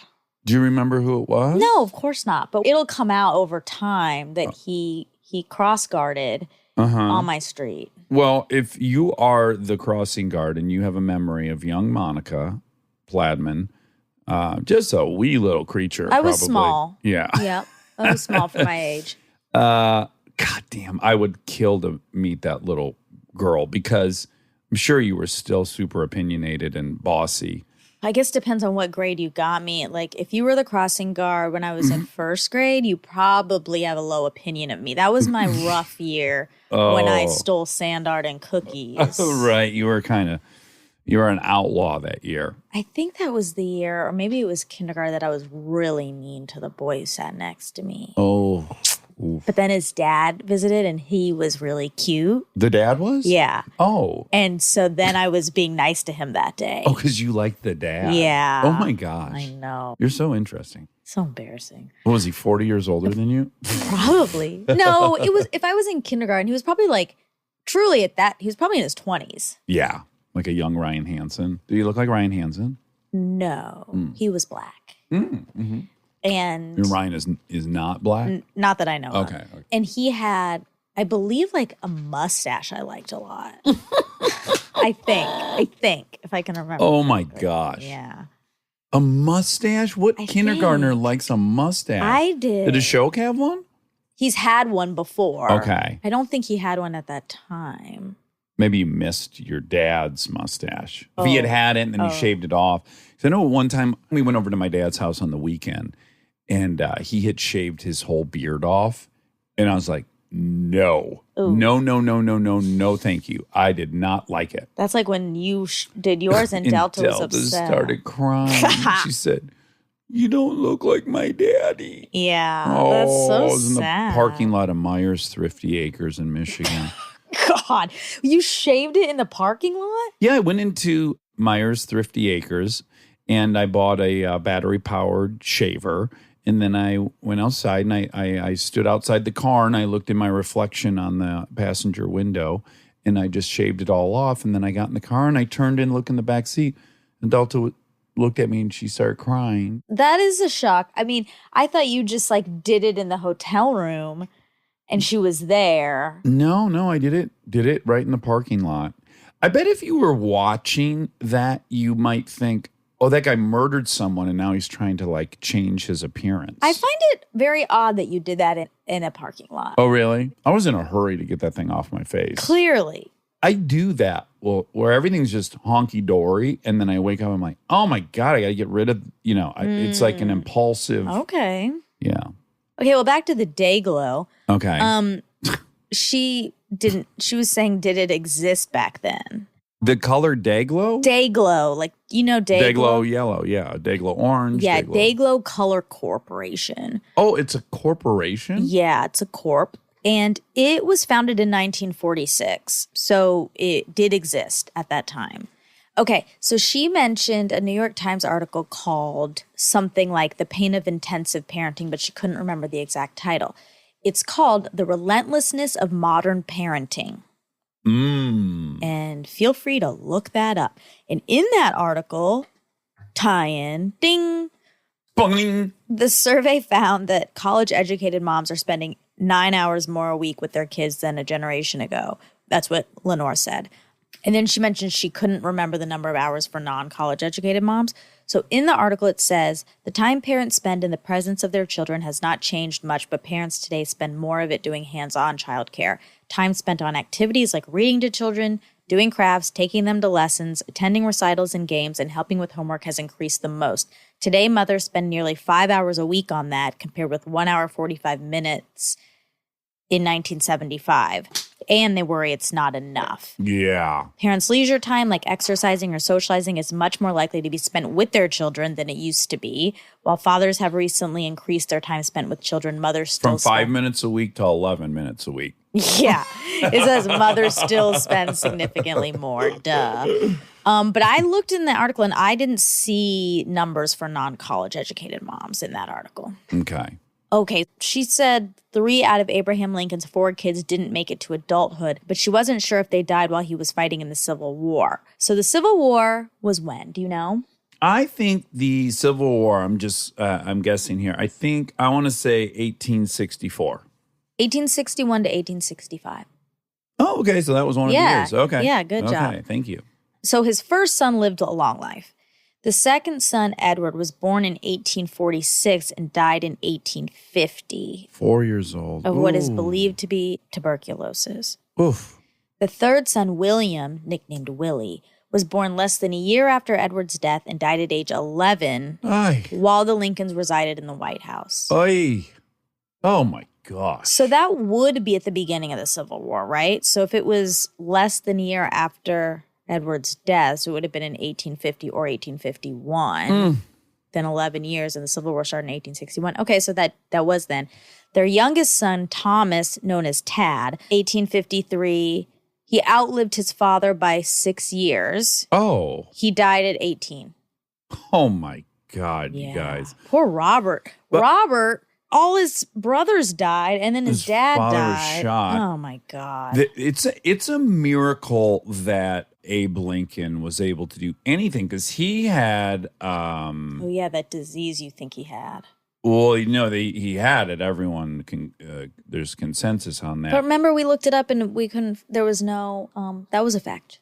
Yeah. No. He had it. Okay. Anywho, he had terrible depression. Mm-hmm. He had Humdinger's disease. What is it called? No, it starts with an M, but. Oh, Marfan's. Yeah. He had Marfan's. 3 of his children died. And his wife, she had horrendous depression as well. I mean, what a scene there in the White House. It's unfathomable what they went through. So, okay, based on Lincoln's unusual physical appearance, Dr. Abraham Gordon proposed in 1962 that Lincoln had Marfan syndrome. Testing Lincoln's DNA for Marfan syndrome was contemplated in the 1990s, but such a test was not performed. Okay. Oh. Okay. Well, anyways, tons of depression, lots of children dying, and then ultimately assassinated while watching a play. I mean, what? God. My goodness. That was his reward? But think about the legacy. Yeah. He still was able to do that. Speaking of horrible sadnesses, Chadwick Boseman. Oh, my God. Oh. Yeah. Colon cancer? Is that what it was? Yeah, and he had it for 4 years and no one knew, and he was doing all of these projects. He knew, though, yeah? Yeah, he knew. Okay. He was like in between treatments doing projects, and oh my gosh. Do they have one of those in the can, do you know? I don't know. It was enormous. Black Panther. It was such a hit. They clearly were making more. I wonder if they already made one or They not. had announced another, but I don't know that they shot it yet. Oh, it's so sad. It and is sad. admirable. I mean, just like pushing through in that kind of way. Like Obama posted about him and just ended basically by saying what a powerful use of his years. Yeah. I always urge that. It's not a popular opinion, but, evaluating the life not by its longevity, but by its potency throughout the ride. Yeah. There's a ton of lives that ended in their 40s that I would prefer to have over many, many lives that went to 100. Yeah, I know. That's not to say that it's not heartbreaking. I mean, I want to add a weird aspect. This might sound insensitive, but it's incredible that he was battling that and was also in the physical shape he was in. I mean, he was so fit. Except I think there was something about he did an award show or something and he was really like gaunt. Thin. And everyone was like commenting on it. Sure. And, which also just goes to show like everyone just wants to rip on other people. They don't even, he has cancer. Right. God. Yeah. Okay, so she asked if lions can climb trees, and you said the female ones can. Yeah, I've seen them. Okay, so the lion is able to climb trees, but is limited to the lower branches. A lion is large and bulky. Gravity gives these cats a much harder time. By and large, lions prefer to sleep on the ground, although a couple of prides throughout Africa have proved that they are fully capable of climbing up. But I couldn't find any gender. I looked at a lot of gender Well, the reason they can only go to the lower branches is because they weigh so much. They weigh the females weigh 300 pounds, and then the males weigh 450 pounds. So I think that they're similarly orangutans. The males live on the ground.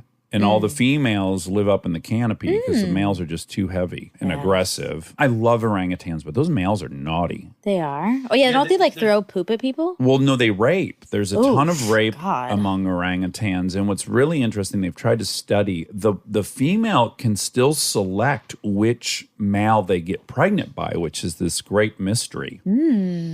But then they get raped? They get raped, yeah. Ugh. They pretty much just stay away from those big dinguses down on the ground. But the female orangutans are so fucking cute and smart and capable. Wow. There's It's an all orphanage too similar. familiar. There is a orangutan orphanage in either Borneo or Sumatra. That's where they live, those two islands. They have chores. And then when they complete their chores, they get to select from one of their hobbies. So they have to wash clothes. So there's all this footage of them washing clothes. What? Yes. And then the one I watched, the two orangutans' favorite activity was canoeing. Oh, my So when God. they got done washing their clothes, they got to go canoeing. And then they just canoed out into the middle of this lake and then just started hitting each other with the oars playfully.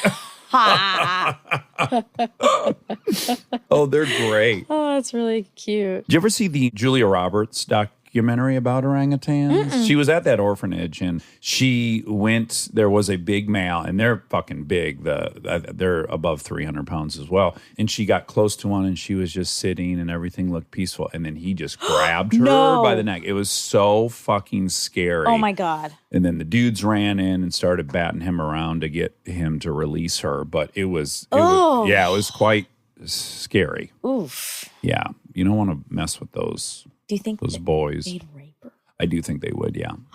Yeah. Oh, my God. That's horrifying. Yeah. Okay. Okay. Moving on. This is kind of a dark episode between Abe Lincoln and then the orangutans Chadwick. and Chadwick. Yeah.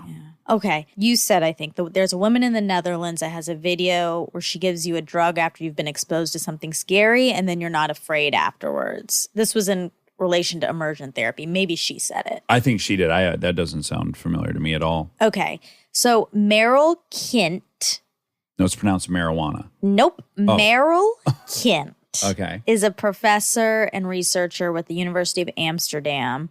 And she's developed what she calls the MEMRIC method for phobia sufferers. This method is based on a premise from McGill University researcher Kareem Nader that our brains resave memories and that these memories are malleable. So Kint explains how her method works. First, we trigger the fear memory by exposing people to a situation or stimulus that they fear.